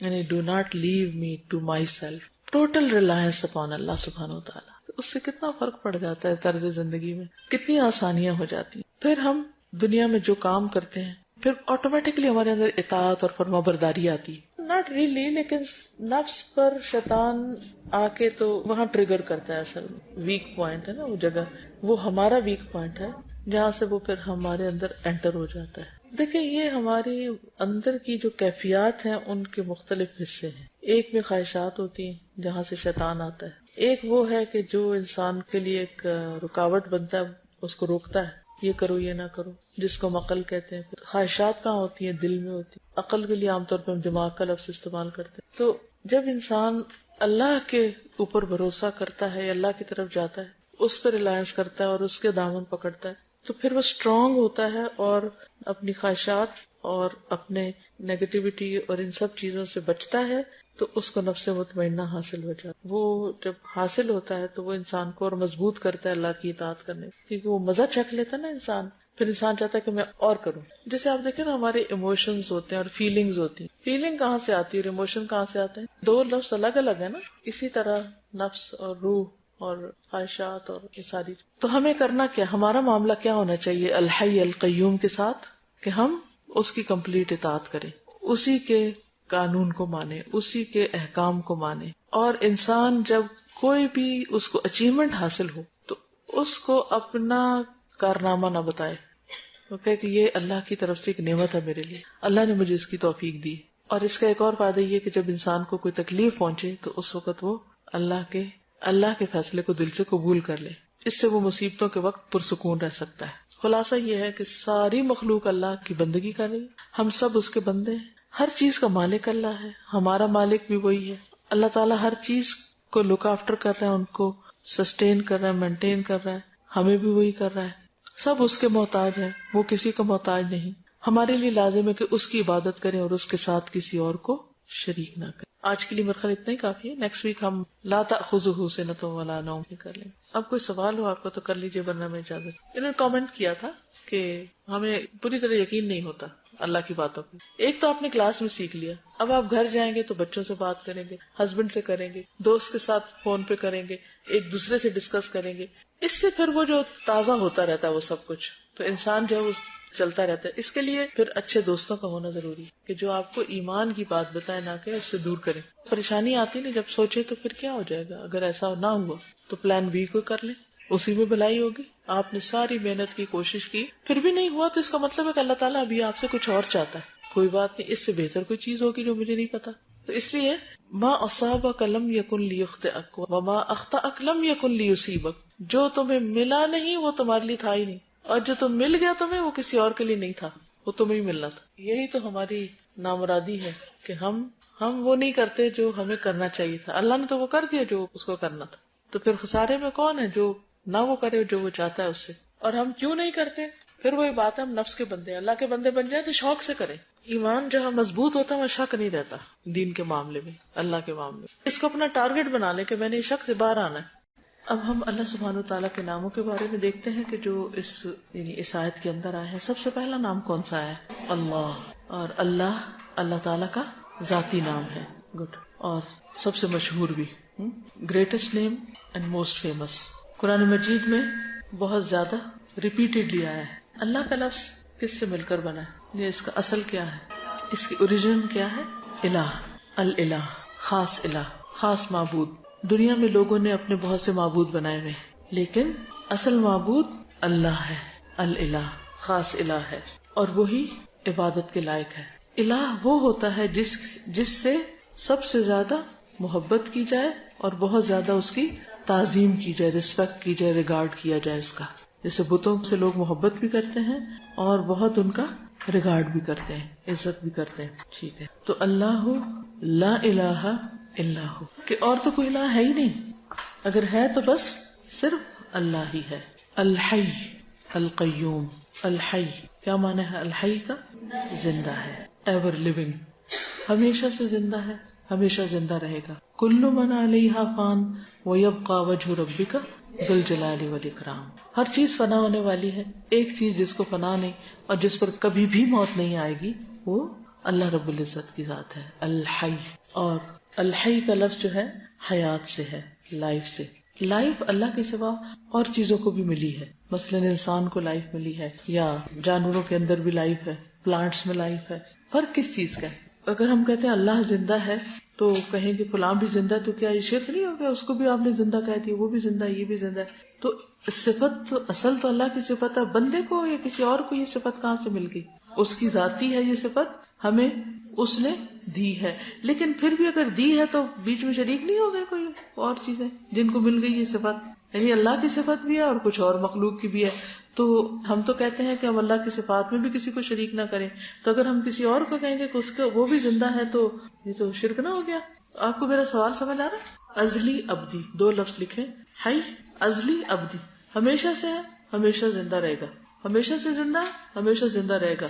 کوئی اور اللہ کے سوا ایسا ہے جو ہمیشہ زندہ ہمیشہ زندہ رہے گا؟ نہ ازلی ہے نہ ابدی ہے. فرق ہو گیا نا خود ہی. ٹھیک ہے، ایک تو آپ نے یہ رکھا. دوسرا یہ ہے کہ اس کی حیات میں جو صفات ہیں وہ کامل ہیں. حیات کی صفات کون سی ہیں، اوصاف کون سے ہیں؟ کیسے پتا چلتا ہے کوئی چیز زندہ ہے؟ زندہ چیز موو کرتی ہے، اس کی سانس آتی ہے، گڈ، اور وہ دیکھتا ہے یا سنتا ہے. کیسے ٹیسٹ کرتے ہیں کوئی زندہ ہے؟ انہی چیزوں سے کرتے ہیں نا، ظاہری. ڈاکٹروں والی چیکنگ نہیں کہ دماغ مر گیا، دل مر گیا، کیا مر گیا، کیا نہیں. ظاہر میں جو علامات ہیں. تو آپ دیکھیں کہ جن چیزوں پر زندگی کا انحصار ہے، یہ جو زندگی کی علامات ہیں وہ بھی اللہ میں کامل ہیں، جبکہ انسان میں کامل نہیں ہے، ناقص ہے. اچھا یہ بتائیے کہ الحی جو ہے یہ کون سے ناموں میں سے ہے؟ اس میں اعظم میں سے ہے. جن ناموں کے ساتھ اللہ کو پکارا جائے تو کیا ہوتا ہے؟ دعا قبول ہوتی ہے. ہاں، جو کہنے کی بات تھی خلاصہ یہ تھا کہ اللہ اور غیر اللہ کے درمیان صرف یہ ظاہری مماثلت ہے حیات کی، حقیقی نہیں. ہمارے پاس جو زندگی ہے وہ حقیقی نہیں، پرماننٹ نہیں. صرف جو زندگی کی علامات ہوتی ہیں ان میں سے کچھ علامات ہمارے اندر ہیں تو ہمیں زندگی نظر آ رہی ہے، ورنہ ہماری زندگی عارضی زندگی ہے، غیر حقیقی زندگی ہے. اللہ کے پاس جو حیات ہے وہ اصل حیات ہے، جیسے اس میں شرک کی کوئی بات نہیں. اب آپ دیکھیے کہ آپ یہ کہہ سکتے ہیں کہ جنت میں تو انسان ہمیشہ زندہ رہے گا، تو پھر کہہ سکتے ہیں نا، کوشچن آتا ہے نا مائنڈ میں، تو اگر جنت میں ہمیشہ زندہ رہیں گے تو پھر کہیں شریک تو نہیں ہو گئے؟ اس کو کیسے ریپیٹ کریں گے؟ ازلی اور ابدی دونوں. اگر انسان کو خالدین فیہا ابدا، ابدیت ملنے بھی والی ہے تو ازلیت تو نہیں تھی نا. دوسری بات یہ ہے کہ اللہ لائف کریٹ کرتا ہے، انسان خود سے نہیں لائف کریٹ کرتا. ہمیں جو ملی ہے ملی ہوئی ہے، اس کی ذاتی ہے. وہ دعا یاد ہے کسی کو؟ اللہم لک اسلمت وبک آمنت وعلیک توکلت وإلیک انبت وبک خاصمت اللہم انی اعوذ بعزتک لا الہ الا انت ان تضلنی انت الحی الذی لا یموت والجن والانس یموتون. یہ ہے فرق، یہ ہے خلاصہ. انت الحی الذی لا یموت والجن والانس یموتون. سب مر جائیں گے آپ کو موت نہیں. اصل زندگی تو اللہ کے پاس ہے نا، تو اللہ کی. دوسری صفت کیا تھی؟ القیوم. قیوم کا کیا معنی ہوتا ہے؟ قائم رہنے والا، قائم رکھنے والا. قام یقوم سے، قام یقوم ٹو اسٹینڈ، کھڑے ہونے کے لیے استعمال ہوتا ہے. کسی بھی چیز کو کھڑے ہونے کے لیے سہارے کی ضرورت ہے. مثلاً اس کو کھڑے ہونے کے لیے، اس کو کھڑے ہونے کے لیے اور چیزوں کو سہارا چاہیے نا. ایک بچے کو کھڑا کرنا ہوتا ہے جب سہارا چاہیے، پودے کو کھڑا کرنے کے لیے جب وہ ساتھ چاہیے، اس پھول کو کھڑا ہونے کے لیے، اس پانی کو کھڑا ہونے، ہر ایک کو کیا چاہیے؟ سہارا. اللہ ایسا قیوم ہے جس کو کسی کا سہارا نہیں چاہیے. یہ فرق ہے. وہ کسی پر ڈپینڈ نہیں کرتا، انڈیپینڈنٹ ہے، سیلف ایگزسٹنٹ ہے، جبکہ ہم دوسروں پر ڈپینڈنٹ ہیں. اچھا، پھر اسی طرح یہ ہے کہ اللہ سبحانہ و تعالی اگر القیوم ہے، بھروسہ اور یقین اور ڈپینڈنس کہ مجھے میرے نفس کے حوالے نہ کرنا. اللہ تعالیٰ میں تیرے اوپر ڈپینڈ کروں لیکن نہ کہ اپنے اوپر کروں. اور وہ دعا بھی مانگتے نا، یا حی یا قیوم برحمتک استغیث اصلح لی شأنی کلہ ولا تکلنی الی نفسی طرفۃ عین. صرف پلک جھپنے کی دیر بھی میں اپنے اوپر ڈپینڈ نہ کروں، اپنے اوپر ریلائے نہ کروں، اپنے اوپر سہارا نہ لوں کہ میں کر لوں گی یا میرے اندر ہے یا میرے پاس ہے یا میری طاقت ہے. کچھ بھی ہے، ہدایت ہے تو اللہ دیتا ہے، رزق ہے تو اللہ دیتا ہے، زندگی دے تو اللہ دیتا ہے، قائم رکھے ہوئے تو اللہ رکھے ہوئے. یعنی میں اپنی ہر چیز میں اس کی محتاج ہوں. ٹھیک ہے، تو اللہ لا الہ الا هو الحی القیوم. قرآن پاک میں بھی ہمیں کہا گیا نا، وتوکل علی الحی الذی لا یموت. یہ ایک اور چیز یاد رکھیے کہ یہ دونوں صفات ساتھ ساتھ کیوں آ رہی؟ الحی القیوم ساتھ ساتھ کیوں؟ کیونکہ جو زندہ ہے وہ قائم ہے، وہ زندگی دینے والا ہے، وہ قائم رکھنے والا. قیوم میں صرف قائم رہنے کا معنی نہیں، قائم رکھنے کا معنی بھی ہے. ٹھیک ہے، اور اسی سے پھر توکل کی بات ہم نے سیکھی کہ جب وہ قائم رکھے ہوئے تو ہم ڈپینڈ اس سٹینڈ پہ نہ کریں، اس پہ نہ کریں، اس پہ نہ کریں. اچھا، ایک ہوتا ہے ہمارے مادی وجود. مثلاً اب مجھے اٹھنا ہے نا، تو میں کیسے اٹھوں گی؟ کس کا سہارا لوں گی کھڑے ہونے کے لیے؟ اس کا سہارا لوں گی. یہ میرے مادی وجود کو اس کی ضرورت ہے. ٹھیک، لیکن میں صرف میرا یہ بینگ نہیں ہے، اس کے اندر بھی ایک ہے، میری روح بھی ہے. اور کیا ہے؟ اندر میری روح ہے نا، دل دماغ ہے نا، میری سوچ نیت ارادہ ہے نا. تو ایسی صورت میں مجھے کیا کرنا چاہیے؟ اس کو بھی کسی سہارے کی ضرورت ہے یا نہیں؟ مشکل وقت میں کسی کی ضرورت ہے کہ میں کسی پر ڈپینڈ، کوئی میرے کام آئے، کوئی میری مدد کرے. اس صورت میں کیا کرنا چاہیے؟ تو ہمیں قرآن مجید میں سکھایا گیا وَتَوَكَّلْ عَلَى الْحَيِّ الَّذِي لَا يَمُوتُ. اس پر توکل کرو جو زندہ ہے اور جس کو آگے کیا ہے؟ لَا تَأْخُذُهُ سِنَةٌ وَلَا نَوْمٌ. نہ اس کو اونگ آتی ہے اور نہ نیند آتی ہے. نیند ہماری ویکنس ہے کہ نہیں؟ ہم نیند کے آگے بے بس ہو جاتے ہیں یا نہیں ہو جاتے ہیں؟ کوئی شخص ذرا تھوڑی دیر کے لیے سوچئے، کوئی شخص کتنا بھی بریو کیوں نہ ہو، کتنا بھی اسٹرانگ کیوں نہ ہو، کتنا بھی طاقتور کیوں نہ ہو، پاورفل کیوں نہ ہو، کوئی بھی کیوں نہ ہو، کوئی اسکالر ہو، کوئی بادشاہ ہو، کوئی کچھ بھی ہو، جب نیند آتی ہے تو کیا ہوتا ہے؟ بیٹھا رہتا ہے، لیٹنا پڑتا ہے. ہم سب سے زیادہ اکڑ میں کب ہوتے ہیں؟ جب ہم کھڑے ہوتے ہیں. اس سے کم جب ہم بیٹھ جاتے ہیں، اور اس سے کم لیٹنا کس چیز کا سمبل ہے؟ عاجزی کا.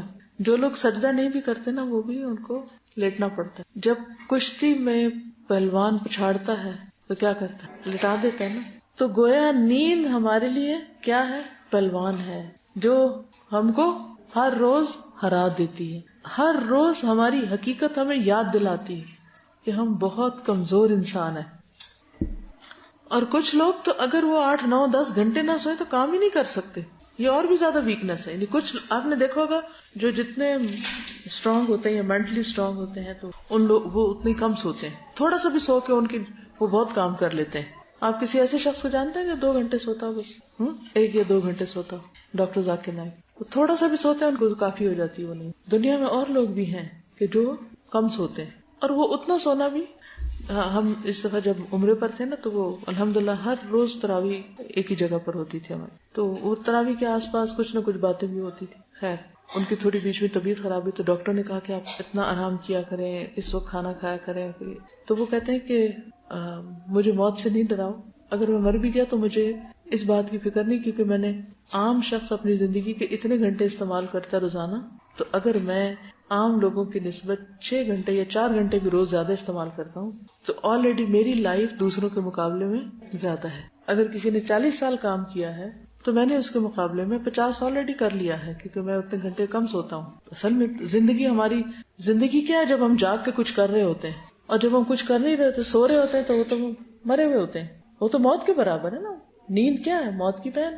تو اس میں وہ تو کچھ نہیں کر رہے ہیں، گویا ہم ہے ہی نہیں دنیا میں.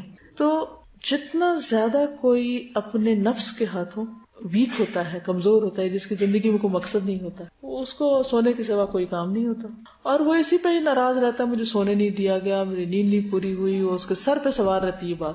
اتنا سیلف پٹی کا شکار ہو جاتے ہیں اگر کسی دن کم سونے کو ملے.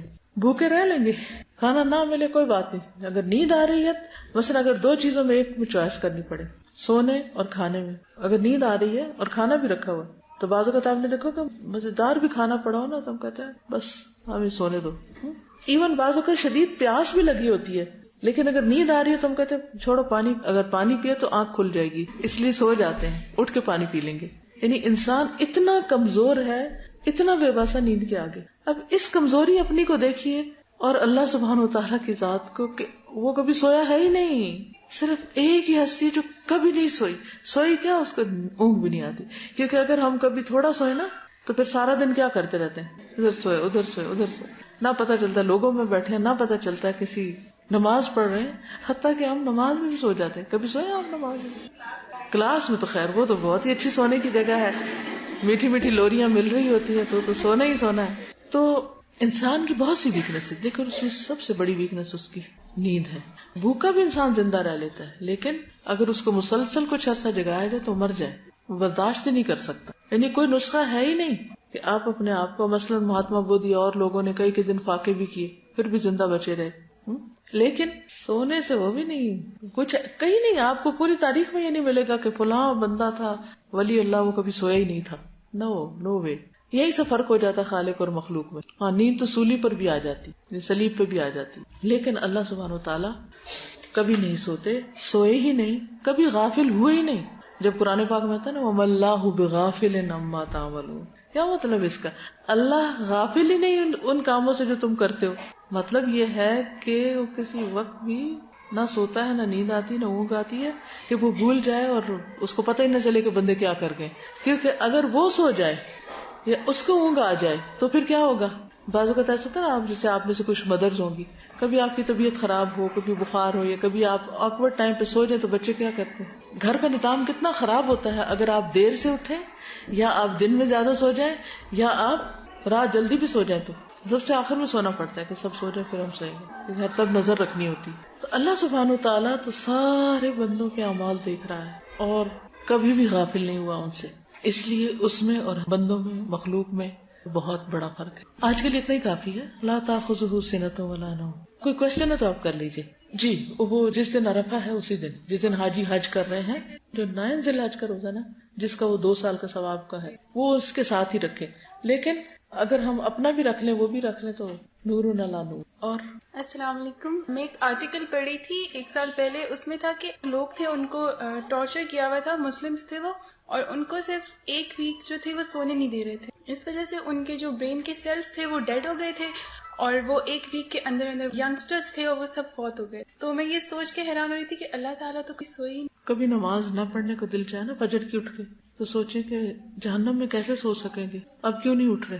کیونکہ ہم غفلت برتتے ہیں نا بعض اوقات. اچھا نیند آئی ہے اب نہیں اٹھا جاتا. اپنے عقل سے سوچیں، is it humanly possible? It's not possible. جانوروں کو سونے نہیں دیا گیا تھا کتنے 36 آورس، 40 بھی کہہ لیں، لیکن انشاءاللہ وہ جو ہمارے یعنی کیا آپ نے مجھے آخری لفظ سمجھنے، شاید میں نے الٹ سمجھا. دیکھیں اللہ تعالیٰ اس کو قبول کر لیں گے انشاءاللہ، ٹھیک ہے؟ کیونکہ جو چیز ہمارے بس میں نہیں ہوتی اس کے اوپر پوچھ نہیں. وہ ہے نا کہ رفع القلم عن ثلاث، 3 چیزوں سے قلم اٹھا لیا گیا، 3 لوگوں سے. کون کون؟ سویا ہوا جب تک وہ بیدار نہ ہو. اگر نماز میں بھی سو رہے ہیں اور تو وہ قلم اٹھا لیا گیا، گناہ نہیں لکھا جا رہا. اور دوسرا مجنون جب تک کہ وہ ٹھیک نہ ہو جائے. اور تیسرا بچہ جب تک وہ بالغ نہ ہو جائے. چھوٹے بچوں پر بھی حساب نہیں، ٹھیک ہے؟ اللہ سبحانہ وتعالیٰ کی ایک صفت ہے کہ لا تأخذہ سنۃ ولا نوم، کہ نہ اس کو اونگ آتی ہے اور نہ اس کو نیند آتی، کسی لمحے بھی وہ غافل نہیں ہوتا.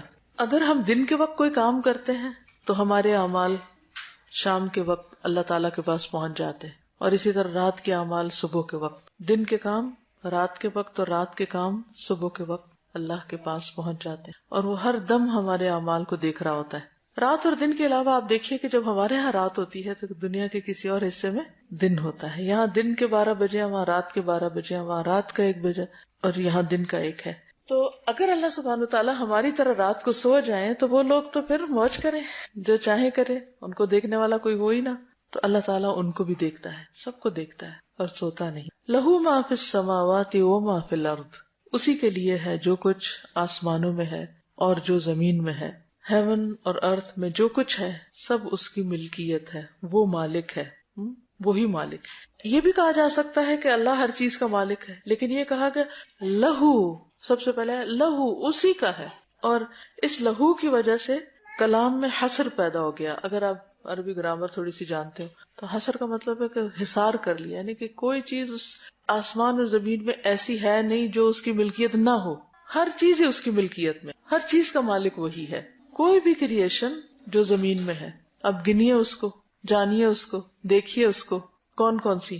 آپ میں سے کوئی اسکول ٹیچر ہیں، بچوں کو آپ اینیمل کنگڈم کے بارے میں بتاتے ہیں، کتنی قسم کے اینیملز ہوتے ہیں، 4 لیگڈ، کرال کرتے ہیں، ایمفیبینز. یعنی اگر آپ صرف ان کے گروپس ہی دیکھیں نا، ان کے گروپ نیم ہی کو دیکھیں، انڈیویجولس کو نہ دیکھیں، گروپ نیمز. حیرت ہوتی ہے کہ ان کی ڈفرنٹ جو ان کی اقسام ہیں اور ان کی شکلیں ہیں اور ان کی کلرز ہیں اور ان کے سائزز ہیں اور ان کے کام ہیں، اور پھر ان کی فوڈ مختلف طرح کی، اور ان کی عقل گم ہو جاتی ہے کہ اتنی ورائٹی ہے، اتنی ورائٹی. باقی بھی جو مدرز ہیں انہوں نے بچوں کو ہوم ورک کرائے ہوں گے اور پتہ ہوگا کہ جب انہیں ایگزامز میں یاد کرنی ہوتی ہیں ٹرمز، تو ان کو ٹرمز بنا کے نہ یاد کروایا کرے بچوں، ان کو اللہ کی کریشن بنا کے دکھایا کرے کہ یہ دیکھیں یہ کس طرح بنایا اس نے، یہ اس کا اور اس کا فرق بتائیں. ان کی آوازیں پھر ملٹی ڈائمینشنل فیچر جو ہیں وہ دکھایا کرے. کسی بھی چیز کو جب ڈیفائن کرنا ہوتا ہے تو اس کا رنگ، کلر، سائز، قسم، اس کی عادتیں، اس کا بہت ساری جو اس کی خصوصیات ہیں ان سب کے ساتھ، یہ سب کچھ کس کا ہے؟ جس نے پیدا کیا. obviously جو ان کا کریٹر ہے اسی کا ہے، ہمارا نہیں ہے. ہم تو جانتے بھی نہیں ان کو. اگر ہم جانتے نہیں تو ہم مالک کہاں سے ہو سکتے؟ مالک بھی نہیں ہو سکتے. لہو ما فی السماوات و ما فی الارض. میں نے زمین کی بات حالانکہ آسمانوں کی پہلے ہے، زمین کی میں نے پہلے اس لیے کی ہے کہ زمین ہماری کلوزسٹ ہے، اس پہ بہت سی چیزیں ہم دیکھتے بھی ہیں. آسمان کی چیزیں تو ہم نے سے کسی نے کوئی دیکھی نہیں، سوائے اس کے جو سامنے ستارے سیارے نظر آتے ہیں، دیٹس اٹ. اس سے پیچھے کیا 7 آسمانوں کے ذکر آتا ہے، کس نے 7 دیکھے؟ اور پھر ان 7 پر کیا کچھ ہے؟ نہ ہونے کے برابر بہت ہی تھوڑا ہے جو ہم جانتے ہیں، لیکن یہ سب اس کا ہے. اور اس کے سوا اس میں کوئی دوسرا شریک بھی کوئی نہیں، کیونکہ کسی نے کسی خاص چیز کے پیدا کرنے کا مشورہ بھی نہیں دیا اللہ کو. ڈیزائن بنانا تو دور کی بات، کوئی ایک چھوٹی سی چیز ہمیں بنانی پڑتی ہے نا تو ہم پریشان ہو جاتے ہیں کہ اچھا کیسے بنائے، تم کوئی آئیڈیا دو، تم آئیڈیا دو، مجھے یہ ڈیزائن بنانا ہے، مجھے یہ. پریشانی کی حد ہوتی ہے نا، ہر شخص سٹریس میں آ جاتا ہے. جب اب یہ صرف اینیمل کنگڈم کی بات ہو رہی ہے، اگر آپ باقی سب کو دیکھیں اور وہ جو غائب میں ہے جیسے جن ہیں، فرشتے ہیں، حالانکہ وہ بھی اس زمین پر بھی ہوتے ہیں لیکن ہمیں تو ان کا بھی نہیں پتا. وما یعلم جنود ربک الا ھو. تیرے رب کے جنود کو، لشکروں کو اس کے سوا کوئی جانتا ہی نہیں، کسی کو پتہ ہی نہیں ان کا. تو ایسا عظیم ہے وہ رب. آیت الکرسی پڑھنے کا اصل مقصد کیا ہے کہ ہمارے دلوں میں اللہ کی عظمت اور محبت اور بڑائی کا ایسا احساس دل میں جاگزیں ہو جائے کہ پھر اس کے سوا ہم کسی اور سے کوئی امید بھی نہ رکھیں، ساری امیدیں صرف اس ذات سے رکھیں کیونکہ وہ سب کچھ کر سکتا ہے. اور پھر 2 چیزیں یاد رکھیں، ایک تو یہ ہے کہ صرف وہ مالک ہے، اور دوسرا یہ ہے کہ اس کی ملکیت میں کوئی شریک نہیں ہے. تیسری بات یہ ہے کہ وہ اپنی مخلوق میں جیسے چاہے تصرف کر سکتا ہے.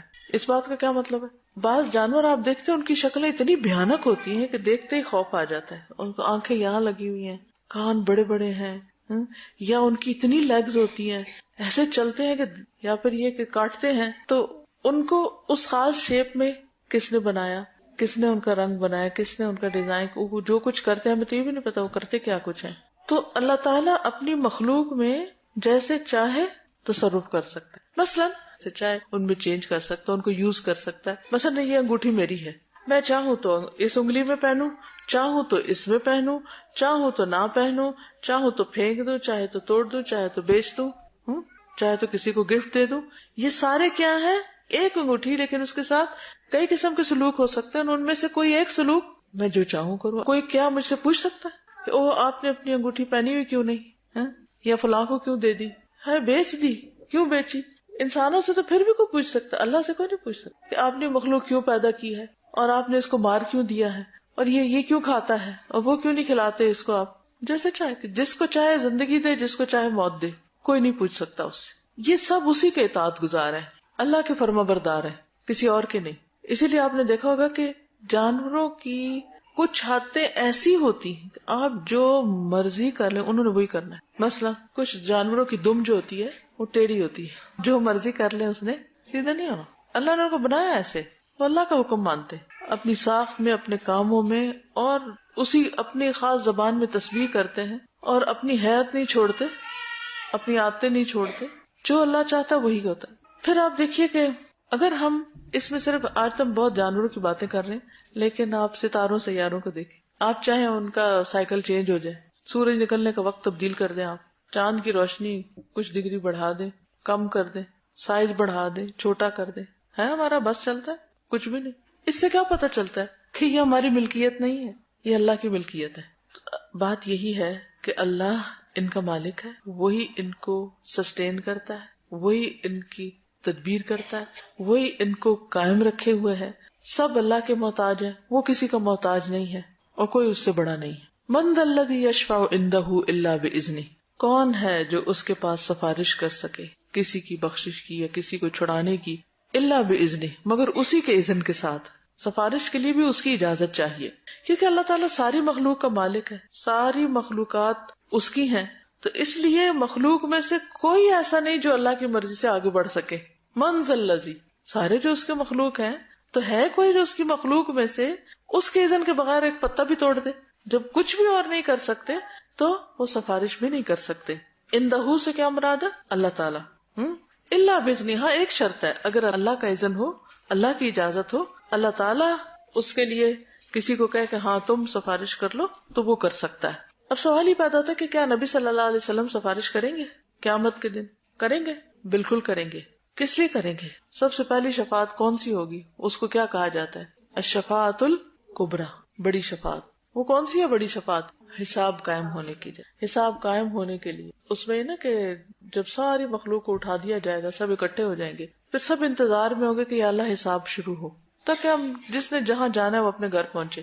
اس کو آپ اس سے اندازہ کریں کہ اگر کبھی آپ کو ایئرپورٹ پہ رکنا پڑے تو آپ کی کیفیت کیا ہوتی ہے. آپ ٹرانزٹ میں ہیں، اپنی مرضی سے آپ گھنٹوں کہیں بیٹھے رہیں، لیکن اگر آپ ٹرانزٹ پہ ہیں، 2 گھنٹے کا ٹرانزٹ ہے کسی ایئرپورٹ پہ، تو کیا محسوس ہوتا ہے؟ جب ٹکٹ لے رہے ہوتے ہیں تو کہتے ہیں اچھا کتنے گھنٹہ وہاں رکنا ہوگا. وہ انتظار کتنا مشکل لگتا ہے کہ اچھا اگلی فلائٹ، اور اگر کسی وجہ سے اگلی فلائٹ لیٹ ہو تو کیا کیفیت ہوتی. اسی طرح اگر آپ یہاں بیٹھے نا، گھنٹہ بھی بیٹھے رہے تو کوئی بات نہیں، لیکن اگر آپ یہاں سے باہر جائیں اور آپ کی گاڑی نہ آئی ہو اور گیٹ پر آپ کو 1 گھنٹہ کھڑا ہونا پڑے، وہ گیٹ پر انتظار میں 1 گھنٹہ مشکل ہے.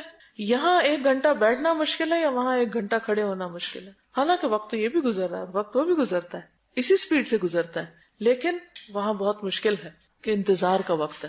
اسی طرح یہ جو انتظار کا وقت ہوگا قیامت کے دن کہ حساب قائم ہو، لوگ اتنے تنگ آ جائیں گے کہ لوگ کہیں گے یا اللہ تو حساب قائم کر، چاہے ہمیں جہنم میں بھیج دے لیکن یہاں سے نکال. اسی لیے کہا جاتا ہے کہ الانتظار اشد من الموت، انتظار موت سے بھی زیادہ سخت چیز ہے. پین فل چیزوں میں، ساری بیماریوں میں، ساری تکلیفوں میں سب سے زیادہ شدت کی تکلیف کیا ہے؟ موت کی تکلیف. موت سب سے زیادہ تکلیف دہ چیز ہے، شدید ترین. کہتے ہیں انتظار اس سے بھی شدید ہے. تو بہرحال پہلے لوگ حضرت آدم کے پاس جائیں گے، وہ کہیں گے میں نہیں کر سکتا. نوح کے پاس جاؤ، وہاں جائیں گے، وہ کہیں گے میں بھی یہ نہیں کر سکتا. موسیٰ کے پاس جاؤ، عیسیٰ کے پاس جاؤ. تو مختلف پیغمبروں کے پاس جائیں گے، حتیٰ کہ حضور صلی اللہ علیہ وسلم کے پاس ہیں، ابراہیم علیہ السلام کے پاس بھی جائیں گے، کوئی مدد نہیں کرے گا. پھر حضور صلی اللہ علیہ وسلم اللہ کے حضور سجدے میں پڑ جائیں گے، دعا کریں گے، پھر اللہ تعالیٰ فرمائیں گے اچھا مانگو کیا مانگتے ہو. تو اس وقت وہ سب کی طرف سے ایک طرف سفارش کریں گے یا اللہ حساب قائم کر دے. پھر حساب قائم ہوگا. بعض کہتے ہیں کہ وہ دن 50,000 سال کے برابر ہے، اللہ عالم. لیکن آتا تو یہی ہے کہ سارے لوگ پریشان ہوں، ایک پریشانی کا ایک عالم ہوگا. لیکن ایک اور حدیث میں آتا ہے نا کہ مومن کے لیے وہ وقت فرض نماز کی قیام جتنا ہوگا، جتنی دیر میں فرض نماز ہم پڑھتے ہیں. لیکن بہرحال وہ اتنے سارے لوگوں کو دیکھ کے اور حساب کا شروع ہونا اور لائنوں میں کھڑے ہونا، اور پھر لیکن اللہ تعالیٰ جب شروع کریں گے تو ظہر کی نماز تک کے وقفے میں دن کے حصے میں پورا کر دیں گے سب کا. یعنی جتنا صبح سے ظہر تک کا وقت ہوتا ہے نا، ورکنگ آور عام طور اتنے میں سب کا حساب ہو جائے گا. سریع الحساب، وہ تیز حساب کرنے والا ہے، جلد حساب کرنے والا ہے. اصل بات یہ ہے کہ آخرت کا مرحلہ کو آسان نہیں ہے جس سے ہم اکثر بے خبر رہتے ہیں، غافل رہتے ہیں. کبھی سلگتی لکڑی دیکھی، جلتی لکڑی دیکھی، کبھی کوئلہ جلتا دیکھا ہے؟ اس کے اندر ایک عجیب جلنے کی آواز ہوتی ہے، ایک سلگ سی ہوتی ہے نا. سوچئے کہ جو لوگ جہنم میں جائیں گے ان کے جسم اسی طرح کوئلے کی طرح سلگ رہے ہیں. کوئی معمولی نہیں ہے آگ کا عذاب، اور ان چیزوں سے بچنے کی ضرورت ہے. تو دوسری شفاعت ہوگی جہنم سے اہل ایمان کو نکالنے کی. پہلی تو ہے کہ حساب قائم ہو، اور دوسری شفاعت کہ کس کس کو جہنم سے نکالا جائے. آپ دیکھیں کہ صرف چند لمحے اگر تیل پڑ جائے نا ہاتھ پہ، کیا کیفیت ہو، تھوڑی دھوپ لگ جائے، کچھ ہو تو کچھ لوگ تو سیدھے جنت میں چلے جائیں گے، خوش قسمت، بے حساب چلے جائیں گے. لیکن کچھ لوگوں کو حساب دینا ہوگا، وہ انتظار کریں گے، کھڑے ہوں گے. کچھ لوگ جہنم میں چلے جائیں گے اور پھر وہاں سے حضور صلی اللہ علیہ وسلم کی شفاعت کے ساتھ نکالے جائیں گے. بعض لوگ ڈٹ کے غلط کام کرتے ہیں. کیا کہتے ہیں کہ اللہ کے رسول ہماری شفاعت کر دیں گے. تو یہ بات یاد رکھنی چاہیے کہ کون ہے جو سفارش کرے مگر اللہ کے اذن کے ساتھ. کون ہے؟ اللہ ہی ہے جو اصل اجازت دے گا. ہاں حضور صلی اللہ علیہ وسلم شفاعت کریں گے، لیکن اس وقت کریں گے جب لوگ پریشان ہوں گے حساب قائم کرنے کے لیے، اور دوسرے جب لوگ جہنم میں چلے جائیں گے، حتیٰ کہ آخری شخص جس کے دل میں رائی دانے برابر بھی ایمان ہوگا اس کو بھی جہنم سے نکال لیا جائے گا. لیکن جو پکے کافر اور پکے منافق ہوں گے ان کا ٹھکانہ ہمیشہ ہمیشہ کے لیے آگ ہوگا. اللہ تعالیٰ ہم سب کو اس سے محفوظ رکھے اور ہر طرح کے کفر سے بچائے. یعلم ما بین ایدیہم وما خلفہم، وہ جانتا ہے جو ان کے سامنے ہے اور جو ان کے پیچھے. یعنی اس کا علم اتنا وسیع ہے کہ آگے پیچھے کا سب جانتا ہے. اللہ کے سوا کسی اور کا علم اتنا وسیع نہیں ہے. اور پھر چھوٹی بڑی ہر چیز پر اس کا علم چھایا ہوا ہے.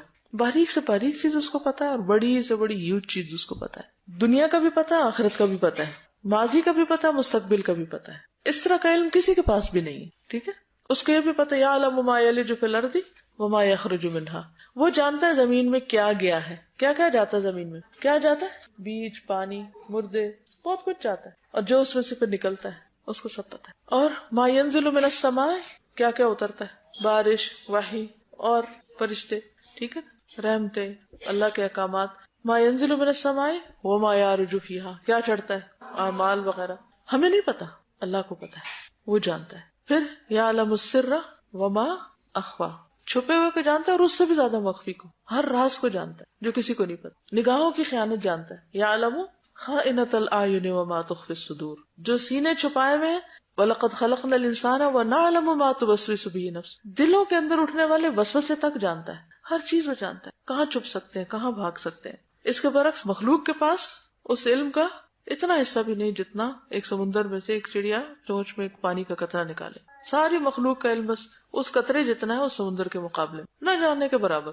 اول تو ہم کسی ایک فیلڈ کا بھی احاطہ نہیں کرتے، چاہے کوئی کسی میں پی ایچ ڈی ہو یا ماسٹرز ہو یا کچھ بھی تخصص کا درجہ رکھتا ہو، لیکن ہر چیز نہیں جانتا. مثلا آپ دیکھیں کہ صرف اسلامک اسٹڈیز کو ہی آپ دیکھیں، اس میں اگر کسی کی قرآن میں مہارت ہے ضروری نہیں حدیث میں، اگر چلو دونوں میں ہو تو فقہ میں نہیں، اگر چلو تینوں میں ہو تو ہسٹری میں نہیں، اگر چاروں میں ہو جائے تو مزید اور جو اس کے آگے برانچز ہے اس میں نہیں. پی ایچ ڈی پہ کس چیز پہ ہوتی ہے؟ کسی ایک چیز پہ، ایک سبجیکٹ ٹاپک پہ ہوتی ہے، اور وہ بس اتنے چیز کو جو جانتا ہے، باقی کا عام طور پہ وہ بھی جاہل ہوتا ہے. کسی ایک علم کے سارے پہلوؤں کا احاطہ وہ نہیں کرتا.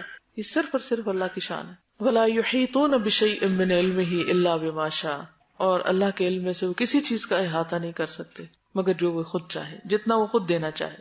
یہ بھی اللہ کی اپنی تقسیم ہے. اسی لیے ہمیں کیا کہا گیا، دعا مانگو ربی زدنی علما، کیونکہ وہ دیتا ہے، پیغمبروں کو بھی وہی دیتا ہے اور دوسروں کو بھی وہی دیتا ہے. اس لیے ہمیں اس بات کا حریص ہونا چاہیے، کیونکہ وَلَا يُحِيطُونَ بِشَيْءٍ مِّنْ عِلْمِهِ إِلَّا بِمَا شَاءَ، اللہ کے علم میں سے کوئی شخص کسی بھی چیز کا احاطہ نہیں کر سکتا، بس اتنا ہی جان سکتا ہے جتنا وہ چاہتا ہے. تو پھر اس سے ہم کیا کریں، مانگتے رہیں کہ ہمیں اور دے، ہمیں اور دے. اور یہ ایک پسندیدہ چیز ہے، یعنی علم میں اضافہ اور علم میں زیادتی کی خواہش جو ہے ایک بہت پسندیدہ خواہش ہے. پھر آپ دیکھیے کہ انبیاء اور رسل کے پاس بھی جو علم ہے وہ بھی کس کا ہے، اللہ کا دیا ہوا ہے.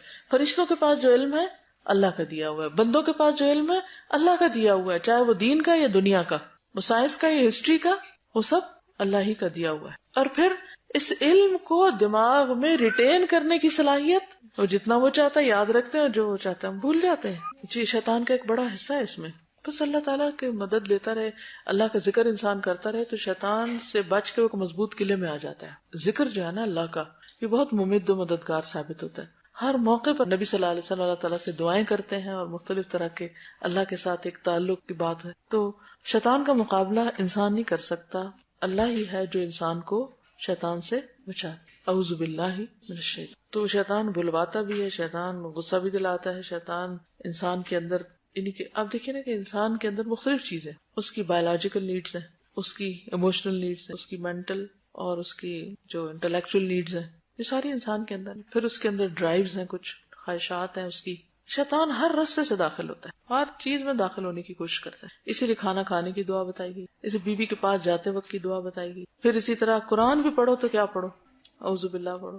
اسی طرح یعنی ہر موقع کی مناسبت سے جو دعائیں ذکر ہیں، یہ دراصل شیطان کے شر سے محفوظ رکھنے کے لیے. تو وسع کرسیہ السماوات والارض، وسع چھائی ہوئی ہے، کرسیہ اس کی کرسی. اس کی کرسی کے بارے میں جو معنی کیا جاتا ہے وہ اس کا فٹ سٹول، ایک ہے اس کا عرش اور ایک ہے اس کی کرسی. کتنی بڑی ہے اس کی کرسی؟ صرف اس کا فٹ سٹول کتنا ہے بڑا؟ وسع کرسیہ السماوات والارض. ایک طرف اس کے علم کی وسعت ہے، ولا یحیطون بشیء من علمہ الا بما شاء، اور دوسری طرف اس کے اختیار اور اس کا جو اس کے عرش کی وسعت اور اس کی طاقت، ان سب کا اظہار ہے. ایک ہے جو تھرون ہے اس کا، وہ سب سے گریٹسٹ چیز ہے دنیا میں، یعنی کائنات کے اندر نون چیزوں میں سب سے بڑی چیز اس کی کریشن میں سے اس کا عرش ہے. اور اس کا عرش کے آگے جو اس کا فٹ سٹول ہے وہ کتنا بڑا ہے، اس کے بارے میں آتا ہے کہ ساتوں زمین اور آسمان اس کے سامنے ایک مندری کی طرح جو صحرا میں پھینک دی جائے. صحرا کا پتہ نا آپ کو، ڈیزرٹ کتنا بڑا ہوتا ہے، چاروں طرف پھیلا ہوا. اس کے اندر اگر کوئی ایک رنگ ڈال دے نظر آئے گی کتنی چھوٹی نا. تو ساتوں آسمان اور زمین وہ رنگ ہے کس کے مقابلے میں؟ اس کی کرسی کے مقابلے میں. اور اس کی کرسی پھر اسی طرح ہے اس کے عرش کے مقابلے میں، یعنی اس کا جو فٹ سٹول ہے. تو کرسی جو ہے وہ عرش کے بعد سب سے بڑی چیز ہے، ٹھیک ہے. پھر ساتوں آسمان، ساتوں زمینیں اور باقی چیزیں. تو اس سے دراصل اللہ کی عظمت، اس کے علم اور اس کی قدرت کا پتہ چلتا ہے ان دو آیتوں سے. ولا یؤودہ حفظہما، ان دونوں کی حفاظت اس کو تھکاتی ہی نہیں، اس کو بور ہی نہیں کرتی. کن دونوں کی حفاظت؟ زمین و آسمان کی حفاظت. وہ سوتا ہی نہیں، وہ آنکھ بھی نہیں جھپکتا، اور ان کی حفاظت اس کے لیے کچھ مشکل کام نہیں. تو اگر آسمانوں اور زمین کی حفاظت اللہ کے لیے مشکل نہیں تو میری حفاظت کو مشکل ہے؟ میرے گھر کی حفاظت مشکل ہے اس کے لیے؟ میرے بچوں کی حفاظت مشکل ہے؟ کس کی حفاظت مشکل ہے؟ اس کے لیے کسی بھی چیز کی حفاظت مشکل نہیں، میرے لیے بہت مشکل ہے. میں اگر یہاں بیٹھی ہوں تو اس وقت گھر خالی ہے، سب کا یہی حال ہے، بچے پتہ نہیں کیا کر رہے ہیں، اور جو ہماری ملکیت کی چیزیں خدا جانے ان کا کیا ہو رہا ہے. کئی دفعہ ایسا تھا لوگ گھر سے باہر ہوتے گھر میں چوری ہو جاتی. ہمارے تو یہ حال ہے جو بہت عقل مند بنتے ہیں کہ اپنی ہر چیز کو لاکس میں اور پتہ نہیں کس کس طریقے سے سمیٹتے ہیں. ہمارے لیے مشکل ہے حفاظت، اس کے لیے کچھ بھی مشکل نہیں، ہر چیز کی حفاظت کرتا ہے. اور بڑی بات یہ ہے نا حفاظت کی اس کی کہ ہر ایک کو کام کرنے کا موقع مل رہا ہے، ورنہ تو ہر چیز آپس میں ٹکرا جائے، بندہ بندے کو مار ڈالے چھوٹی چھوٹی بات کو. اب بھی ہوتا ہے، لیکن پھر اسی طرح آپ دیکھیں کہ چیونٹیاں کس طرح سروائیو کرتی، باقی مخلوق جن کو ہمارا اسپرے کرتے رہتے پھر وہ کس طرح نکل آتے، چھوٹے سے چھوٹا کیڑا کس طرح سروائیو کرتا ہے. تو اللہ تعالیٰ کے اذن سے ان کو بھی جینے کا موقع ملتا ہے. تو ولا یؤودہ حفظہما وہو العلی العظیم. جب بھی آپ کو اپنے بچوں کی یا اپنے گھر کی یا اپنے آپ کی، اپنے مستقبل کی کسی چیز کا خوف آئے، اس کا کیا بنے گا، اس کا کیا بنے گا، واللہ خیر حافظا وہو ارحم الراحمین، اللہ سب سے بہترین حفاظت کرنے والا ہے اور وہ ارحم الراحمین ہے. میں اپنا سب کچھ اس کے سپرد کرتی ہوں. اس سے آپ کی کیفیت کیسے ہوگی؟ اطمینان، سکون، بے فکر. مثلا آپ بچوں کو 100 باتیں سمجھاتے ہیں، یہاں نہیں جانا، یہ نہیں کرنا، وہاں نہیں ہاتھ ڈالنا، ایسا نہیں کرنا، ویسا نہیں کرنا. گھر سے نکلتے ہیں تو آپ کو ایک پریشانی لاحق ہو جاتی. اب 5 بچے مثلاً آپ کے، آپ 5 جگہوں پہ جا سکتے ہیں 5 کے ساتھ؟ نہیں جا سکتے. آپ ان کی شادی کرتے ہیں، آپ کو پھر فکر رہتا پتہ نہیں اب ان کا کیا ہوگا. ان کی حفاظت کر سکتے؟ نہیں کر سکتے. ہم سو رہے ہیں، اپنے گھر کی حفاظت کر سکتے؟ نہیں کر سکتے. کس چیز کی ہم کر سکتے؟ تو یہ سارا بوجھ ہم اپنے اوپر لے رہے. اسٹریس، اسی کا نام اسٹریس ہے. اس کا کیا ہوگا، اس کا کیا ہوگا، اس کا یہ نہ یہ ہو جائے، وہ نہ ہو جائے. کچھ لوگ تو بہت چھوئے ہوئے ہوتے ہیں اور فوبیاز ہوتے ہیں ان کو مختلف طرح کے، اس سے طرح طرح کے خوف آتے ہیں. خوف کا علاج صرف یہ ہے کہ انسان اللہ کی جناب میں بنا لے، اپنے آپ کو اللہ کے حوالے کر دے. اور ہر چیز جس کے جانے کا ڈر ہے، جس کے چوری ہونے کا ڈر ہے، وہ کیا کرے، اس کو اللہ کے سپرد کر دے. وَهُوَ الْعَلِيُّ الْعَظِيمُ، اور وہ بڑا ہے، بہت ہی عظیم. قرآن پاک میں العلی العظیم کا لفظ بھی آتا ہے، العلی الکبیر کا بھی آتا ہے، العلی الحکیم کا بھی آتا ہے. اس کا مطلب یہ ہے کہ وہ اپنی ذات میں، اپنی صفات میں، اپنے قہر میں، اپنے وجود میں، ہر چیز میں سب سے ٹاپ اوپر ہے علی. اور علی کے ساتھ پھر عظیم، وہ العلی العظیم، اس کو مزید فورٹیفائی کرے، یعنی کہ مزید قوت دے رہا ہے. اب آپ دیکھیے وہ سب سے بلند ہے. اپنی ذات میں کیسے سب سے بلند ہے؟ ارے وہ عرش پر ہے، وہ العلی، اس کی ذات سب سے اونچی ہے، سب سے اوپر ہے وہ. دنیا میں تو آپ دیکھیں کہ آپ بڑی سے بڑی عمارت بنا لیتے ہیں، اس کے سب سے اوپر فلور پہ کہہ کہ میں سب سے اونچا ہو گیا. آپ دیکھیں بچے بھی کھیلتے ہیں نا کہ میں تم سے اونچا. ایک انسان کے اندر ایک کمزوری ہے اس کی کہ میں اونچا ہو جاؤں کسی طرح. جس کا قد چھوٹا ہوتا ہے وہ ایک کمپلیکس میں رہتا ہے، ایڑیاں اٹھا اٹھا کے چلتے ہیں، ہیل بڑی بڑی پہنتے ہیں علی بننے کے لیے، اونچے ہونے کے لیے. اسی طرح مرتبہ مقام کے اعتبار سے لوگ اونچا ہونا چاہتے ہیں. لیکن یہاں پر آپ دیکھیے کہ اللہ سبحانہ وتعالیٰ اپنی ذات میں بھی اس کے عرش کے اوپر کچھ نہیں، اور ساتوں آسمان. اور پھر جب معراج پر حضور صلی اللہ علیہ وسلم تشریف لے گئے تھے تو وہ آخری مقام جو اللہ تعالیٰ کا عرش ہے وہاں تک تو جبریل بھی نہیں جا سکتا، کوئی بھی نہیں جا سکتا. ٹھیک ہے، تو وہ سب سے بلند ہے. پھر آپ دیکھیے کہ اس کی جتنی بھی صفات ہیں ان میں وہ ہر چیز پر بلند ہے، ہر چیز پر، اپنی قوت میں، اپنے اختیار میں، اپنے ہر معاملے میں وہ سب سے اونچا ہے. اب آپ دیکھیں کہ ہم عام طور پر جب کسی مشکل کا شکار ہوتے ہیں تو ہم کیا چاہتے ہیں؟ کس کے پاس جائیں؟ کس کے پاس جائیں؟ کسی بڑے کے پاس جائیں. تو اصل بڑا کون ہے؟ اللہ. تو سب سے پہلے تو مسلح بچھائیں اور بڑے کے پاس جائیں، پھر باقی کام کریں. اس لیے العلی، العظیم، اور علو میں تو بلندی آتی ہے نا، اور عظیم میں عظمت ہے. عظمت اور علو میں کیا فرق ہے؟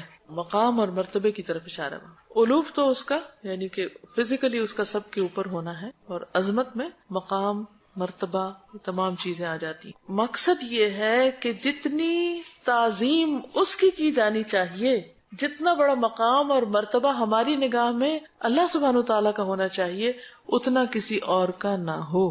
سمجھ میں؟ وہ ہے العلی العظیم. اسی لیے قرآن پاک میں آتا ہے ما لکم لا ترجون للہ وقارا. کیا ہے تم کو اللہ کے لیے تم کسی وقار کی توقع نہیں رکھتے، نہیں تم اس کی عظمت نہیں کرتے، اس کی اہمیت نہیں دیتے، اس کو امپورٹنس نہیں دیتے. اس کو امپورٹنس دینے کے کیا طریقے؟ اس کی اطاعت کی جائے، اس کی نافرمانی نہ کی جائے، اس کی شان کی بلندی کو دیکھی جائے، اپنے گناہوں کے چھوٹا ہونے کو نہ دیکھا جائے.